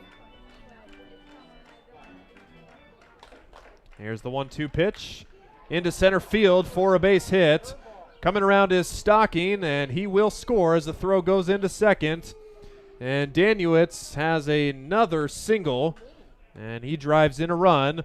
It is 9-1 rather. And Spuds have the lead And Miller not able to get the last out of the inning as he will end his day after 102 pitches. We'll take a break and have the new pitcher when we come back. This is Sodbuster Baseball. Core CPAs is your locally owned, full-service accounting firm. Our team of professionals have years of accounting experience and focus on building in-depth relationships with our clients. Our comprehensive and customized solutions are tailored to your specific needs. We pride ourselves in our commitment to integrity, objectivity, and professionalism. At Core CPAs, we provide tax services, payroll, bookkeeping, assurance and financial reporting, and much more. Visit our website at corecpas.us. Blue Fork Kitchen features elevated comfort food in a family-friendly, fast casual environment. With a full menu, you can sit down for a nice meal or order online for pickup. From salads and wraps to burgers and steaks, Blue Fork Kitchen has your kind of food. Open Tuesday through Thursday, 11 to 9 p.m., and Friday and Saturday, 11 to 10 p.m., with a special brunch buffet Sunday from 9 to 2 p.m. Blue Fork Kitchen is located in the Cimarron Plaza, 38th and Osborne Drive in Hastings. Like them on Facebook. New pitcher for the Sodbusters, Marcus Miller. Day is finished. He goes 4 2/3 innings, allowing 9 hits, 3 walks, and 4 strikeouts.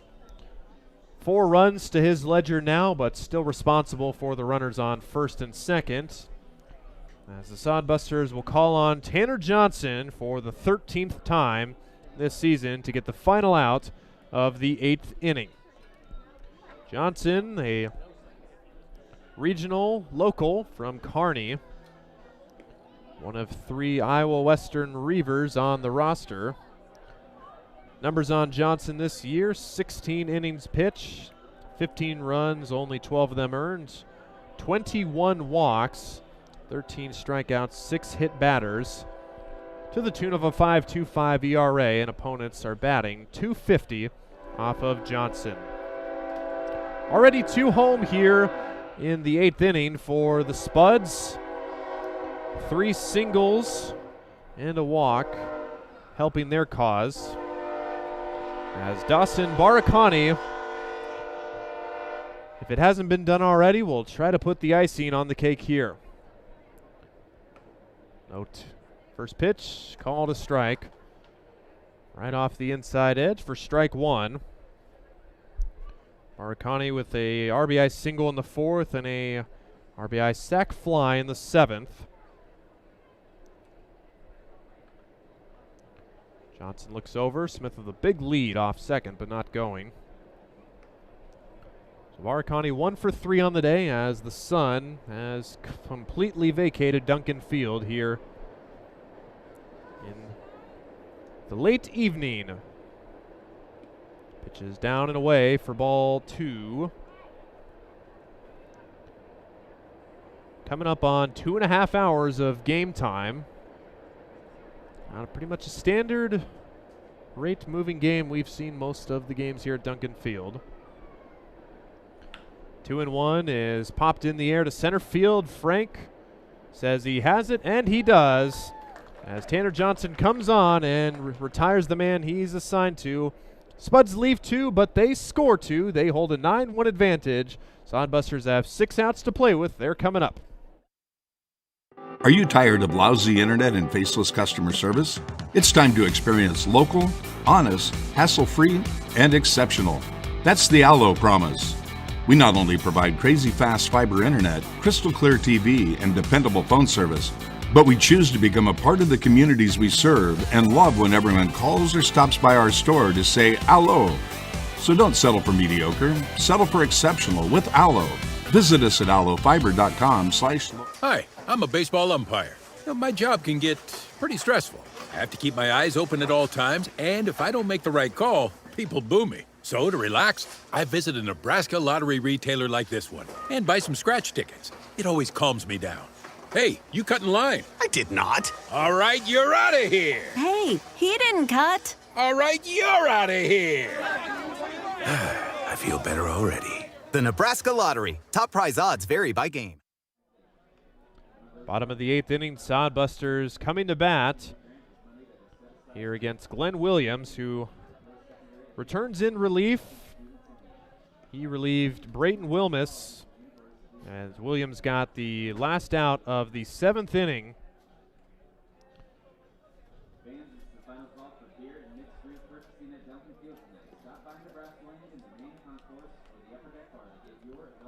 Sodbusters just with 5 hits to the Spuds' 13 hits. And we have some defensive changes for the Spuds. See Dawson Barakani moving over to third base. Also looks like Chase Burke has taken over in center field. Elijah Reeves nowhere to be found, so he will take the rest of the night off and had there's no better way to say it. He had a hell of a series here at Duncan Field, as he will get the rest of the night off, and we will update you with more changes if they're available here. But Burke in center field, Barakani at third base, and Nathan Martinez also out of the game.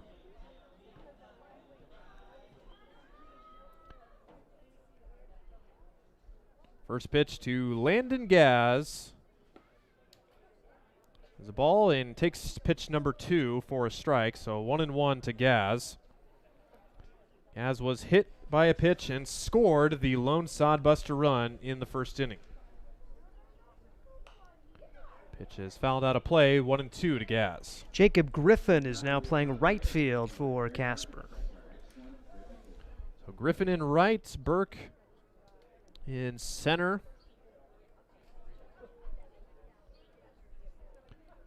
And the 1-2, and that hits Gaz on the left shoulder.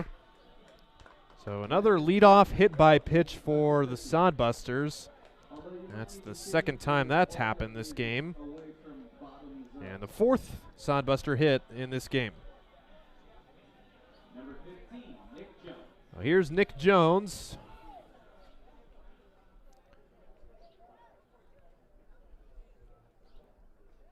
First pitch to him, and taking for a strike is Nick Jones.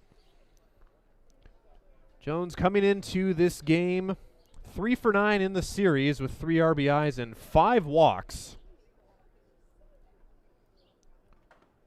That's inside for ball 2. Overall against Casper in the entire year, he's walked 8 times.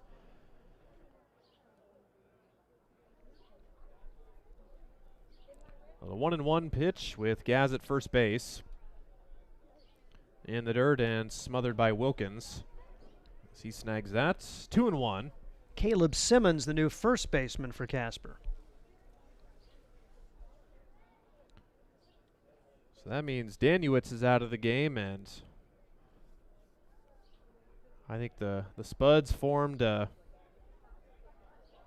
Oku and took him out of the game himself, as they were booing him in his last 2 at-bats. As have a little bit of delay here. Wilkins got the brunt of that pitch. So he's a little shaken up. And against the Sodbusters here at Duncan Field, he has just been beat to death. Hit by pitch 5 times in the series, and getting smoked behind the plate. He's all right, so we will continue with a 2-1 count to the Ice Cream Man at the plate. Ice Cream Jones, as the guys call him. Pitch is outside for strike 2.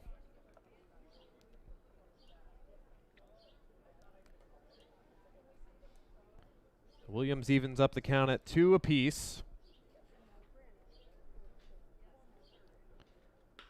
Ground ball and through to right field for a base hit for Nick Jones.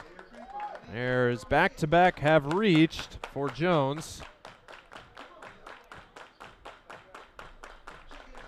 And we have 2 on with nobody out.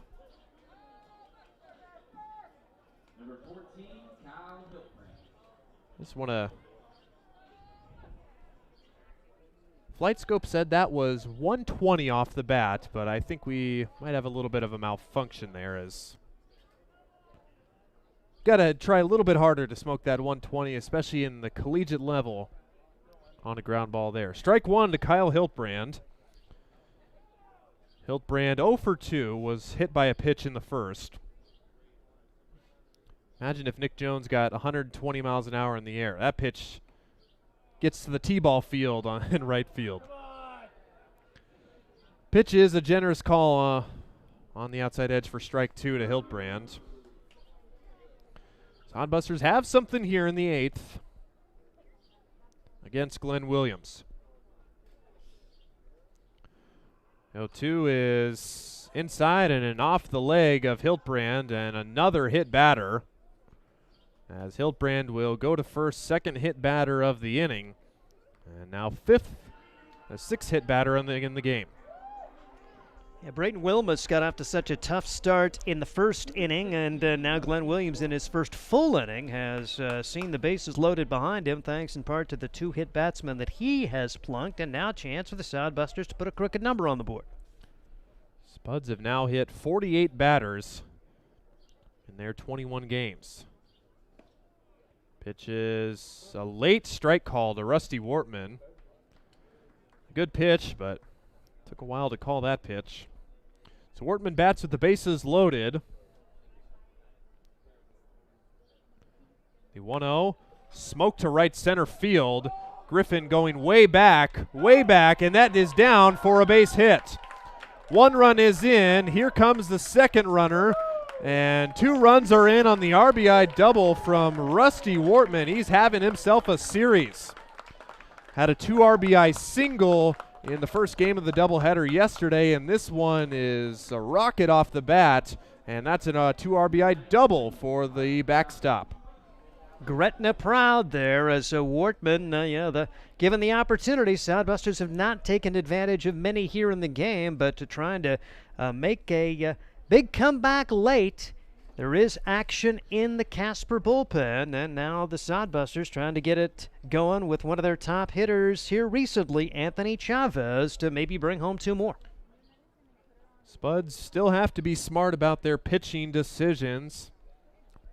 Unlike the Sodbusters, the Spuds just have tomorrow off before they return home to face Oahe for a 3-game series, as we'll have a visit from Mike Bowles, the head coach, looking out into the bullpen, and he will make a move calling for another right-hander. So Williams has the first 4 reach against him in the 8th inning. Sodbusters still without an out. They've scored 2 and have 2 on. The deficit is now 6. We'll have the new Spud pitcher right after this. There's nothing like relaxing on a summer day. Nothing like taking in a Hastings Sodbuster baseball game. And there's nothing like an ice-cold Pepsi to make the day perfect. Pepsi Cola of Hastings wants to make your nothing like be the best day it can be, whatever the occasion. Enjoy your favorite refreshing Pepsi product throughout the Sodbuster season and make your nothing like memories. Pepsi Cola of Hastings, a proud sponsor of Hastings Sodbuster. Hastings Sodbusters baseball's in full swing, bringing you another fun-filled summer of high-level collegiate woodbat baseball at historic Duncan Field. A great way to spend a summer evening with your families at a Sodbusters baseball game.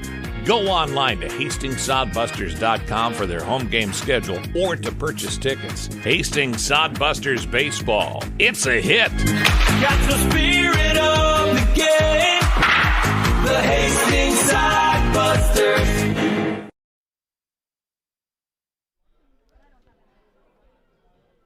Pitching change here in Hastings. New pitcher on the mound is Max Vosters for the Spuds, as he will come on in relief of Glenn Williams. And by the way, we got the numbers. That ball carried 335 for Rusty Wortman on that loud RBI double to the right center field gap, and Yeah, you never know about other ballparks. That might be a home run in certain places, but you'll definitely take the RBI double, and you still have nobody out, and you got something cooking here for the offense. Yeah, you get a couple here, and you can start making a game of it again, even though it's just 9-3, but 2 in scoring position with nobody out. And you look at what a tough day for Glenn Williams. He comes in, faces the top of the order in the 7th, gave up a hit batsman, actually gave up a single. The only out he got was that throw out at home. He actually didn't officially retire a man, then hit batsman, single, hit batsman, double before he's taken out. And I'm sure the head coach, Mike Bowles, didn't want to use another reliever, but pretty much has to at this point with the Sodbusters on the move.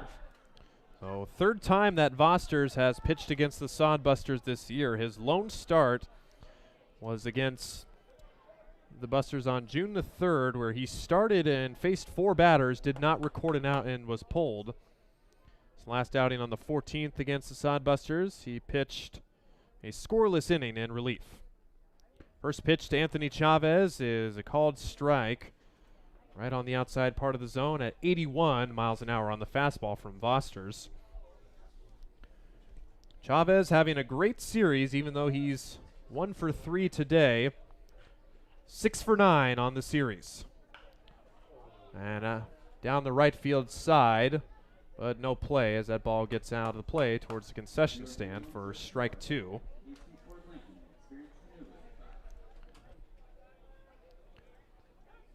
The Foster's a native of Hilliard, Ohio. His university of choice, Muskingum University. He will head back to his second year. Spuds scored 2 in the 8th. Sodbusters got those runs right back. They're still down by 6.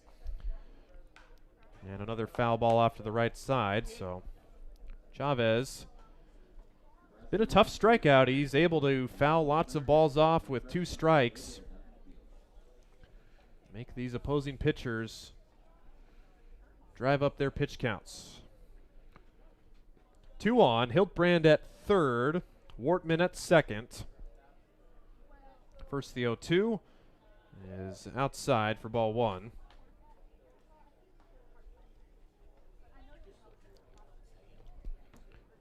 Sodbusters came into this game hitting .215 with runners in scoring position. They came into this week hitting .165, so that has improved 50 points in this series alone. Another foul ball off to the right side. Chavez stays alive. Hastings College alumni are difference makers in Hastings across the country and around the world. Find our Broncos everywhere.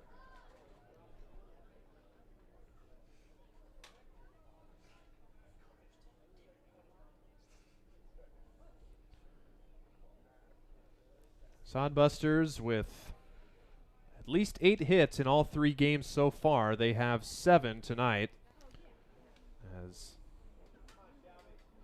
Fosters and Wilkins can't come to the same conclusion on a sign, so we'll cycle through again.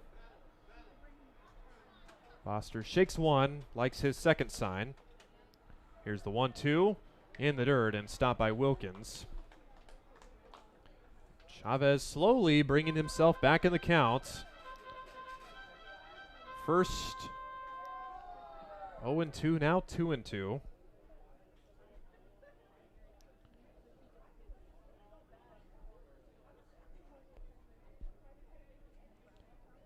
Two pitch. Check swing did not go. And that count goes to 3-2 to Chavez.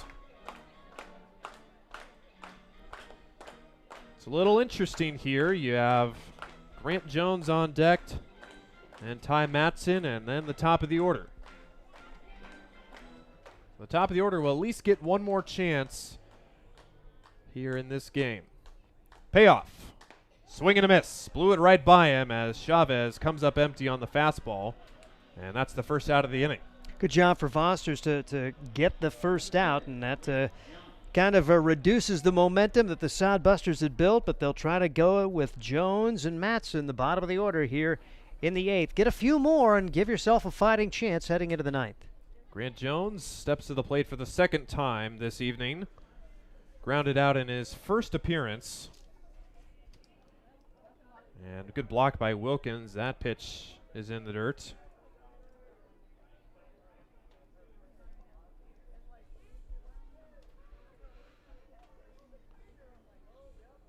first out recorded via the strikeout. Sodbusters still have 2 ducks on the pond. Fastball gets the call, low and in. That one at 84 miles an hour. Foster's been sitting 80-81.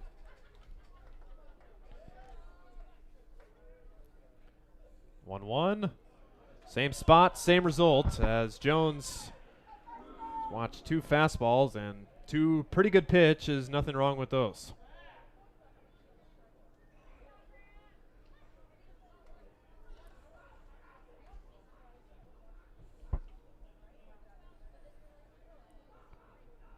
Foster's ready with the 1-2. Breaking ball is high for ball 2. After Jones, Cale Jensen has grabbed a bat. He waits on deck in the place of Ty Matson. Lefty ready, takes ball 3. 2 consecutive 3-ball counts to the Sodbuster hitters. Full count pitch here. Don't have to do too much with it. Find a way on. Here it is. In the dirt and ball 4. So Jones behind in the count. And he works the walk. And here is Cale Jensen as he will hit for Ty Matson with the bases loaded. Big opportunity here. Ty really scuffled at the plate. So Jensen, again, don't try to do too much. There's still only 1 man out. Line drive somewhere. At least get a run home from third, if nothing else, as this Muskingham Fighting Muskie out there. Max Vosters is in a big jam. I wonder how they came up with that name. Boy, that took a little bit of imagination, didn't it? Bases loaded for Jensen. First pitch to him is outside for ball 1. But it's neat to see Foster's here. He's an NCAA Division III school, so getting an opportunity to play summer ball. You're playing against some D1 guys, and so pretty cool for him to have a chance to play in this particular summer league. Ball 2 is high and away. Well, Vosters has lost command. Burke in center field, slightly shifting. Jensen over the infield does the same. 2-0. Gets the call on the outside corner for strike 1. It's been a strike all game long.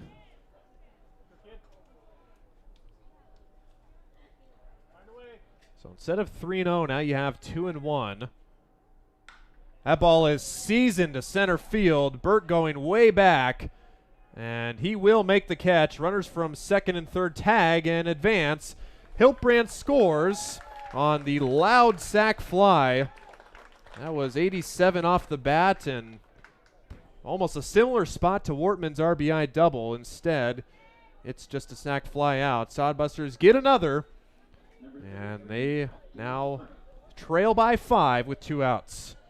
And Gage Frank, let's see if one of the top RBI guys on the year can come through, get that additional run home, and really make it interesting as we approach the 9th inning. First pitch to him is popped up.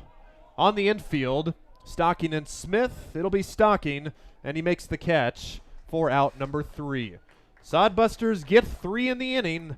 They start to chip away, but they're running out of time. 9th inning coming up. We'll be right back. Let's face it, we move our bodies around a lot. And sometimes things happen. A tweak, twist, pull, strain, ache, or pain. At Fisk Chiropractic and Sports Care, their goal is to restore your mobility, keep you moving, and ensure your rehabilitation is effective, efficient, and stress-free. Do you suffer from headaches and neck pain, lower back, or sciatica? Call Fisk Chiropractic and Sports Care today. Start to discover wellness through chiropractic care. Fisk Chiropractic Sports Clinic.com. Start feeling better. Hastings College has reimagined everything. As a sophomore, you'll spend part of a semester studying abroad, and they'll cover the cost. Recognizing it's a digital world and how you learn, they'll give you an iPad Pro and Apple Pencil, tools that'll help you engage, whether you're on campus or in Paris, plus internship opportunities and professors who mentor you. Hastings even provides books. At Hastings College, you'll go somewhere. Go to hastings.edu/discover for Ninth inning here at Duncan Field as Sweet Caroline echoes out. 3 outs remaining for each team as the Spuds hold a 9-4 advantage. As Hastings trying to find a way to put a 0 on the board, a little bit more on the line with Tanner Johnson when he came in and got that final out in the 8th inning, with Hastings scoring a couple of runs in the 8th to at least bring it back to 5. You want to put a 0 on the board and give yourself at least as much of a chance as you can in the bottom half of inning number 9. Hastings would love to get another couple of runs across, but we'll see what Casper can do, as they have been tremendous at getting the add-on runs. They scored 2 runs in the 3rd inning, 3 runs in the 4th, and single runs in the 6th and 7th, 2 more in the 8th. Sodbuster scored the first run of the game, but having to try to battle their way back into this one. Did get 3 runs there in that 8th inning to make it a 9-4 game. As the first pitch swing, no balls, and 1 strike to Mac Wilkins. Wilkins batting in the 9 spot. He is the catcher for the squad and is 0 for 4 on the day. And takes ball 1. 1 ball and 1 strike on Mac Wilkins. Still looking for his first hit against the Sodbusters this year. Been a really solid defensive catcher, though, for this team from Casper, trying to put the finishing touches on a split of this 4-game series. The pitch is taken upstairs, 2 balls and 1 strike. Tanner Johnson taking over the team lead in appearances, as he was tied for first with Tex Cook, both at 12. He's making his 13th relief appearance now of the year for the Hastings Sodbuster. 2-1 the count, and the pitch. Wilkins chops this one to the left side. Printer's got it on the short hop. Low throw. It bounces, but it's fielded by Landon Gaz. Good job digging it out there for Landon. And 6-3 on the putout.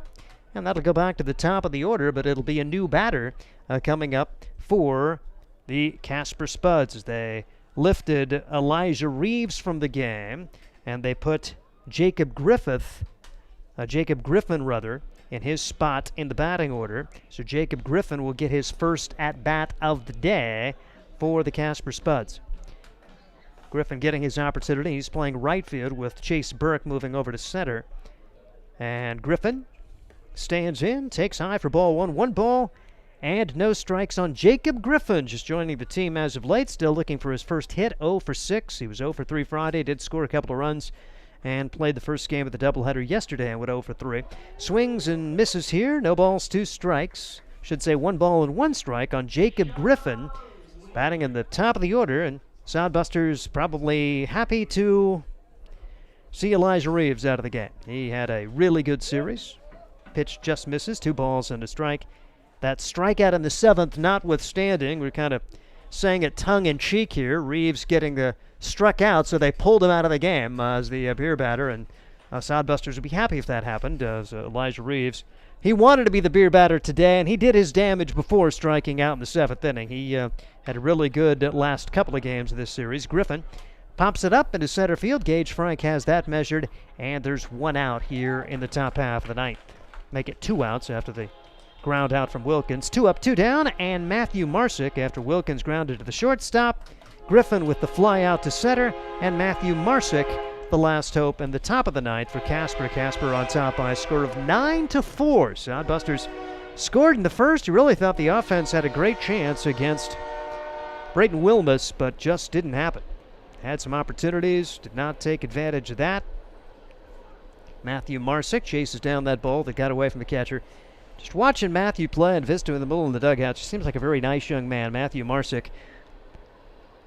Despite the fact that he really tore the Hastings Sodbusters up during the course of this season series, it's hard to believe we're near the end of June. That's the last time that these two teams will meet. As kind of an interesting schedule, you kind of do what you can to plug teams to come in when you can. So Sodbusters not making a trip to Casper this year. Casper playing all its games in Hastings, so they probably feel like the only place they go is Hastings. Meanwhile, Sodbusters, one of the opponents they get a chance to play at home a lot is Casper. 2-1 pitch, and that is missing for ball 3. 3 balls and a strike on Matthew Marsick for the Casper Spuds. Hitting .411 against the Sodbusters coming into today, and he's had a good day. 3 for 4, an RBI, 2 runs scored. 3-1 pitch, outside for ball 4, and Marsick aboard again. So 2-out walk to Marsick, and Marsick will be out there for Chase Burke. Burke has moved from right field to center field for this Casper Spuds squad. 9-4, 9 runs, 13 hits for the Spuds. They have not committed an error. 4 runs, 7 hits, 4 errors for Hastings. That really set the table and kind of set the tone in that third and fourth innings when it was still a game. Pitches inside on Burke. No balls and a strike on Chase Burke. The Sodbusters got decent pitching from their starter today, Jacob Suits, but he gave up 5 unearned runs on the day in 3 innings of work. Had very little help defensively. Johnson brings the pitch home, and that's low and in the dirt. Wortman able to knock it down, throws back to first. Back pick not successful, and a good job for Marsick to hustle back in. He's tried to read that turf ball, but didn't get far enough away for Wortman, and still a runner at first, and the count goes to 2 balls and no strikes on Chase Burke. We're in the 9th as Casper trying to hit double digits with a tack-on run here. That's high and tight, and it almost hit Burke. It bounced off the glove of Wortman. When all is said and done, Marsick takes second. He's in scoring position with only 1 man out, and Burke has the count his way as he will have an opportunity here against Tanner Johnson. Johnson out for his first full inning of work as after he prompted a fly ball from Dawson Barakani to end the 8th. Pitch is on the inside corner for a strike. 3 balls and a strike now on Chase Burke. Pitch inside, and that gets the arm guard of Burke. So got close to him a couple of times, and finally they do hit him. A walk and a hit batsman. And now Burke is going to be called back. That hit the end of the bat. The head coach, Mike Bowles, coming out and said, look at his arm. And Mike Bowles can't believe it, but I think Burke is going to be called back right here, and he's going to put the arm guard back on. I think home plate umpire thought that it got a piece of the bat instead. The way it stands, Burke will be back in the batter's box with a 3-2 count. 9-4 the score. Sodbusters trying to keep it within 5 heading into the bottom of the 9th. Able to plate 3 runs to give themselves a puncher's chance in that bottom of the 9th inning. So Burke back in there. Tanner Johnson checking the runner at second. That's Marsick. And the 3-2 pitch. Foul ball. Burke just does get a piece of that one. He'll stay alive, and we'll try again. So Matthew Marsick, a walk. He reached second on a wild pitch. Now Chase Burke trying to bring him home after 2 outs to open this 9th inning. 3-2 delivery, bounce back up the middle. Josh Printer's got it on 2 hops. Throws to first, a little bit low, but dug out nicely by Gaz. And that will do it for Casper in the 9th. No runs on no hits. 1 man left, and we head to the bottom of the 9th. It's 9-4 Casper. This is Sodbuster Baseball. Sodbuster Baseball is sponsored by Jerry Spady Chevrolet GMC. It's one of the many ways Jerry and Greg Spady, along with their families and employees, have proudly embraced a passion for giving back to the community. The folks at Jerry Spady Chevrolet GMC realize the importance of enriching and improving the lives of their neighbors. They've accomplished this through philanthropy and active personal involvement. Featuring the top new and used inventory in the region and a certified service department, Jerry Spady Chevrolet GMC, 2750 Osborne Drive East in Hastings, or at... Make your next pit stop at the Coach's Corner. A friendly staff and a deep lineup of snacks. You can find Coach's Corner in North Hastings on Osborne Drive East. More than just a gas station, Coach's Corner is the place to get delicious pizza made fresh for you and your family. Don't take our word for it. It's so good it'll be featured at selected Sodbuster home games this season. For a convenient and clean experience, be sure to check out the new convenience store in North Hastings, Coach's Corner. At the bottom of the 9th, Sodbusters need 5 to tie as they will see what they can get done with their 2, 3, and 4 hitters. Now, what might have been if the Sodbusters have taken advantage of opportunities in the first and third innings to really put Brayton Wilmus behind the 8 ball, but they could not. Casper taking advantage of the opportunities given them with 5 unearned runs in the 3rd and 4th, and they did a great job of getting attack on runs in the 6th, 7th, and 8th, and it was 9-1 before all was said and done, before the Sodbusters finally rallied with 3 in the 8th, but 5 runs, a pretty tall task in any inning, no matter where you're on the order, but we'll see what they can get done against Vosters. Yeah, the Sodbusters have scored more than 5 runs multiple times, a couple of times at home and a few times on the road, so they're no stranger to doing it. I mean, it's a tough task for any team to put up that large of a crooked number on the board, but you never know. You say there's a chance. That's one thing about baseball, no time clock. So just find a way to get some base runners and make it interesting here in the ninth, as it'll be Printer, Gaz, and Nick Jones to bat for the Hastings Sodbusters. Extended break coming up, and the Sodbusters won't be at home again until a week from Monday. And the first pitch is on the outside corner for a strike, as Max Voster's out for his first full inning of work after coming in relief of Glenn Williams. Brayton Wilmus would get the win if the Spuds go on to win this one, and Printer went after one up in his eyes. Quickly 2 strikes on Josh Printer. No balls, 2 strikes. First man up there in the 9th inning is the Sodbuster shortstop. Printer stands in. Fosters brings it home, and it's taken high and outside for a ball. Printer, a multi-hit game. He's 2 for 4, and has had a pretty good series against this Casper Spud squad. Now, the pitch comes in. 1-2 delivery, and Printer fouls it back. Printer wanted time, was not granted it, and did a good job of maintaining his composure and sticking right in there and fouling that pitch away. Josh Printer will get back into the batter's box now for the Sodbusters. 1-2 delivery. And Printer pops it up. Foul territory, third base side. A long run for everyone, and it's going to fall as guys just could not corral it, and it's still 1-2. I think Marsick had it lined up but just lost it at the end, kind of threw his hands out at the last second. Maybe lost that ball in the lights, and you see Stocking there pointing up to the lights as they may have lost that one. So a break there for Printer as he gets another chance. 1-2 delivery on the way again. And Printer fouls this one straight back. That will reach the seats. Good job for Josh to hang in there. Josh Printer looking for his next 4-year college stop. Did have an opportunity at Little Rock, Arkansas, but was one of the final guys released from that Division I team. So there's one more opportunity to either go to a D1 or a different level school. Pitch taken upstairs. 2 balls and 2 strikes on Josh Printer. Quite an at-bat going here for Printer. Keeps fouling off pitches. Couple of singles in the game for Printer after 2 doubles yesterday. It's part of that doubleheader. 2-2 pitch. Printer pops this one up. This is playable. This will be on the middle infielder. Second baseman is going to make the call and make the catch. Good job there for Easton Smith, who's been rock solid at that position to go along with Stocking at the shortstop spot.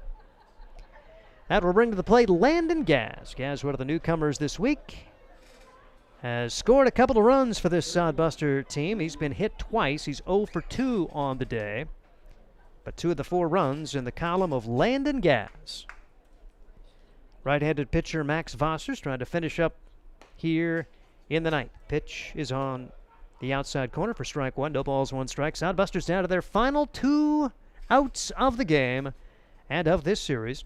Again, if you want to put it on your calendar, week from Monday, week from Tuesday, Fremont, the first half Independence League champion, will come to town. 2 strikes the count now on Landon Gaz. Here's the pitch. Fouled away. The Monday game on the 3rd will be at 6:35. Tuesday it'll be an earlier start time in the 4 o'clock area. Look for details on the website, either 4 or 4:15. Pitch taken outside. Just come out early and celebrate the 4th here with some baseball, and then go celebrate your fireworks when it gets dark after the Sodbuster game. 1-2 delivery, and that's called strike 3. As Gaz couldn't pull the trigger, he goes down looking. 2 outs, and Nick Jones will come to the plate for the Hastings Sodbusters as the last hope. Jones reaching base a couple of times in this one. Had a single and a run scored back in the 8th inning. He's 1 for 3. Left-handed hitter stands in, and this pitch is low and outside for a ball. 1 ball and no strikes on Nick. So Nick and Grant both in the lineup at the same time. Expect to see that more during the second half of the Sodbuster season, with Grant just getting healthy again after having that ankle injury. And they'll get a chance to play college ball together, with Grant moving from Seminole State, that 2-year school, on to Arkansas Tech. Foster's blew it by Jones, and the count goes to 1 ball and 2 strikes on Nick Jones. Foster's trying to close things out. Here's the pitch. Jones stays alive as he sprays it foul down the left field line. Casper on the verge of the 4-game series split. Sodbusters won the first 2. Casper took game 2 of a doubleheader yesterday, 6-2, and 5 runs up here in this game. And called strike 3. Jones couldn't pull the trigger, and that is your ball game. As Casper gets the victory, they win 7 out of the 9 games in the season series, and they win today's game by a score of 9-4. We'll talk about it right after this timeout. This is Sodbuster Baseball. Are you tired of lousy internet and faceless customer service? It's time to experience local, honest, hassle-free, and exceptional.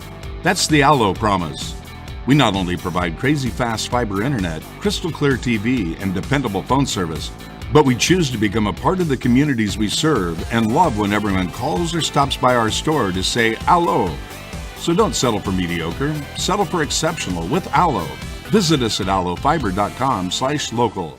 Hi, I'm a baseball umpire. My job can get pretty stressful. I have to keep my eyes open at all times, and if I don't make the right call, people boo me. So to relax, I visit a Nebraska lottery retailer like this one and buy some scratch tickets. It always calms me down.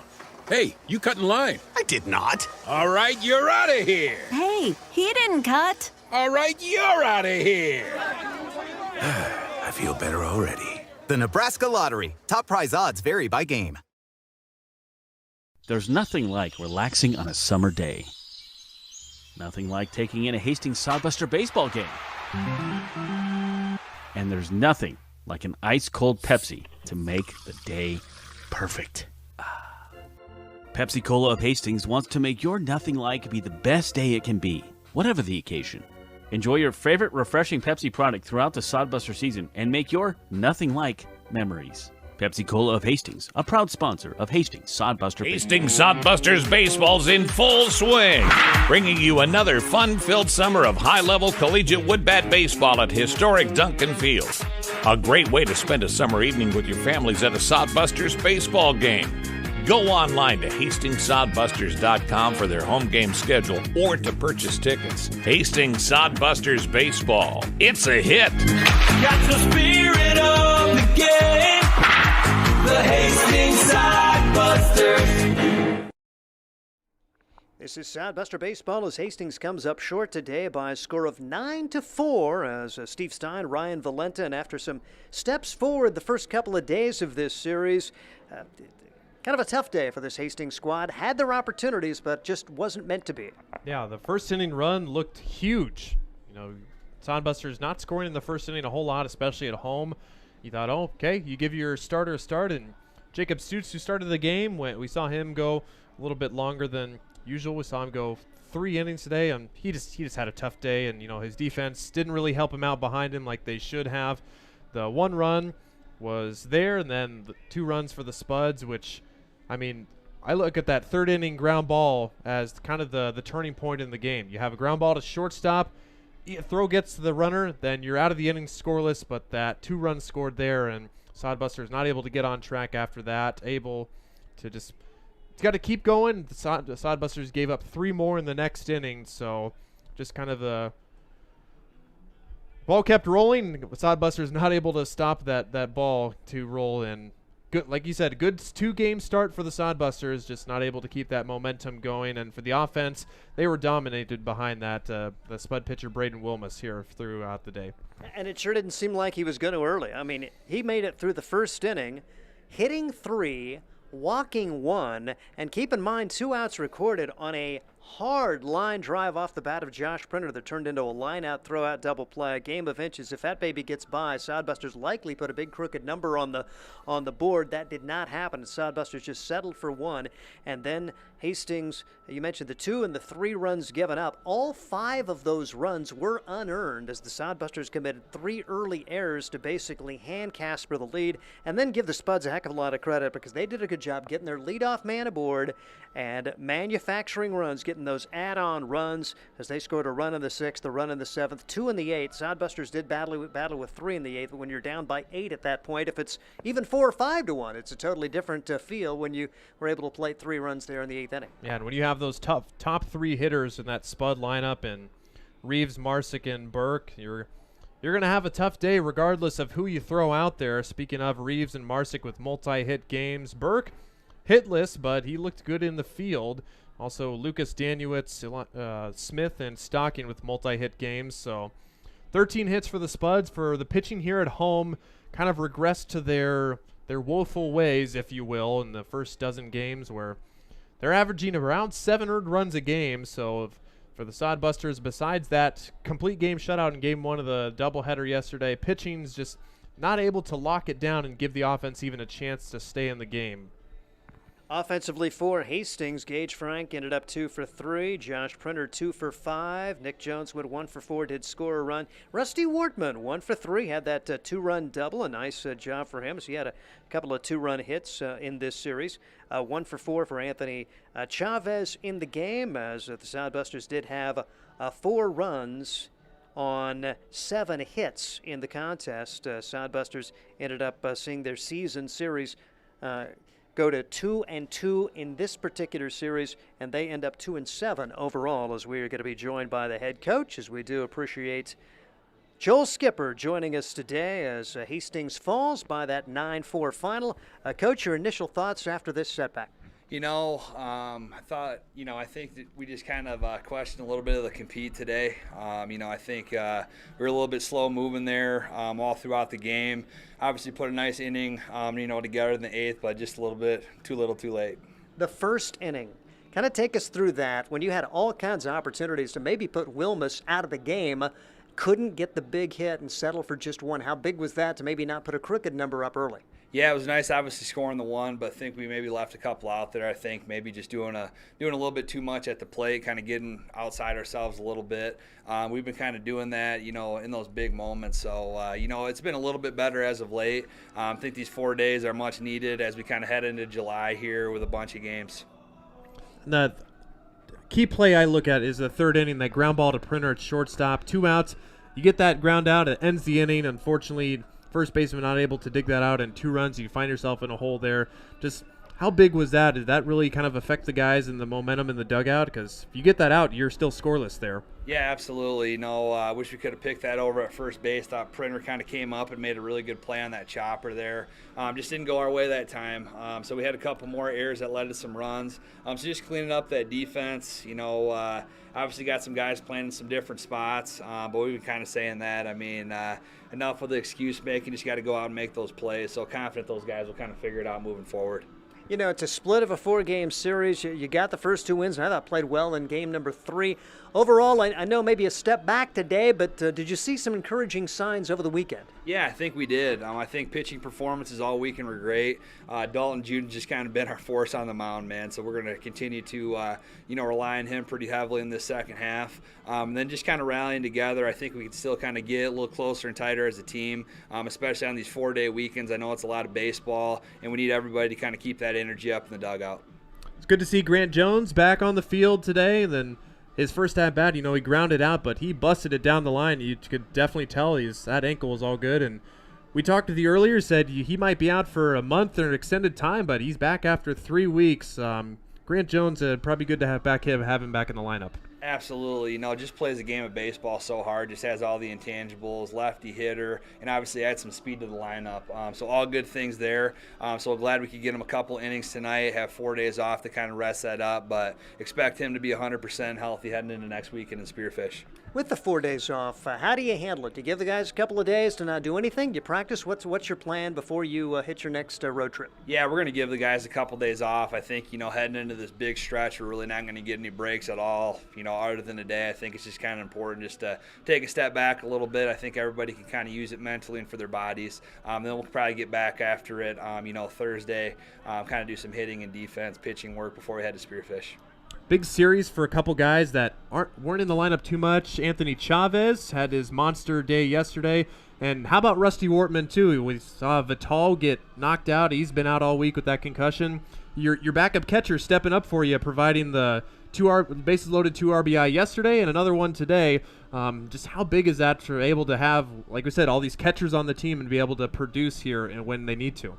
Yeah, it's been really cool. I kind of hit Chavi first. Hasn't probably been getting all the playing time he wanted. But with Coakley out now, kind of been giving him, a shot to kind of show what he can do. But he's been doing a great job, and I think that just is kind of a testament to his process, each day during BP, getting ground ball reps, and just really, furthering himself and making himself better. And then Rusty, obviously, was a spark for us in that extra innings game. Thought he did a really good job, so he gave him the day off yesterday with that extra inning game, but came back today and just gave us a great performance behind the dish, and then obviously had that big hit. So he's going to keep getting more opportunities and getting some more at-bats in the lineup.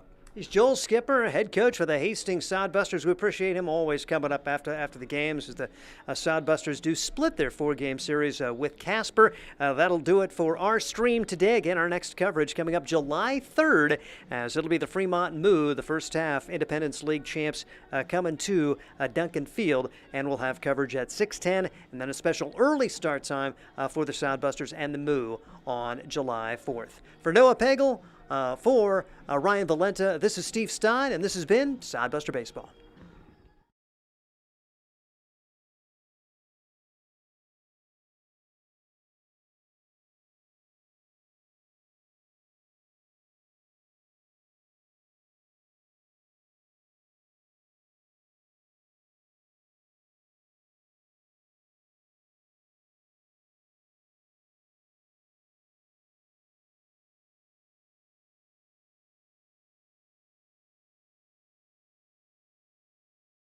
Catch the spirit of the game.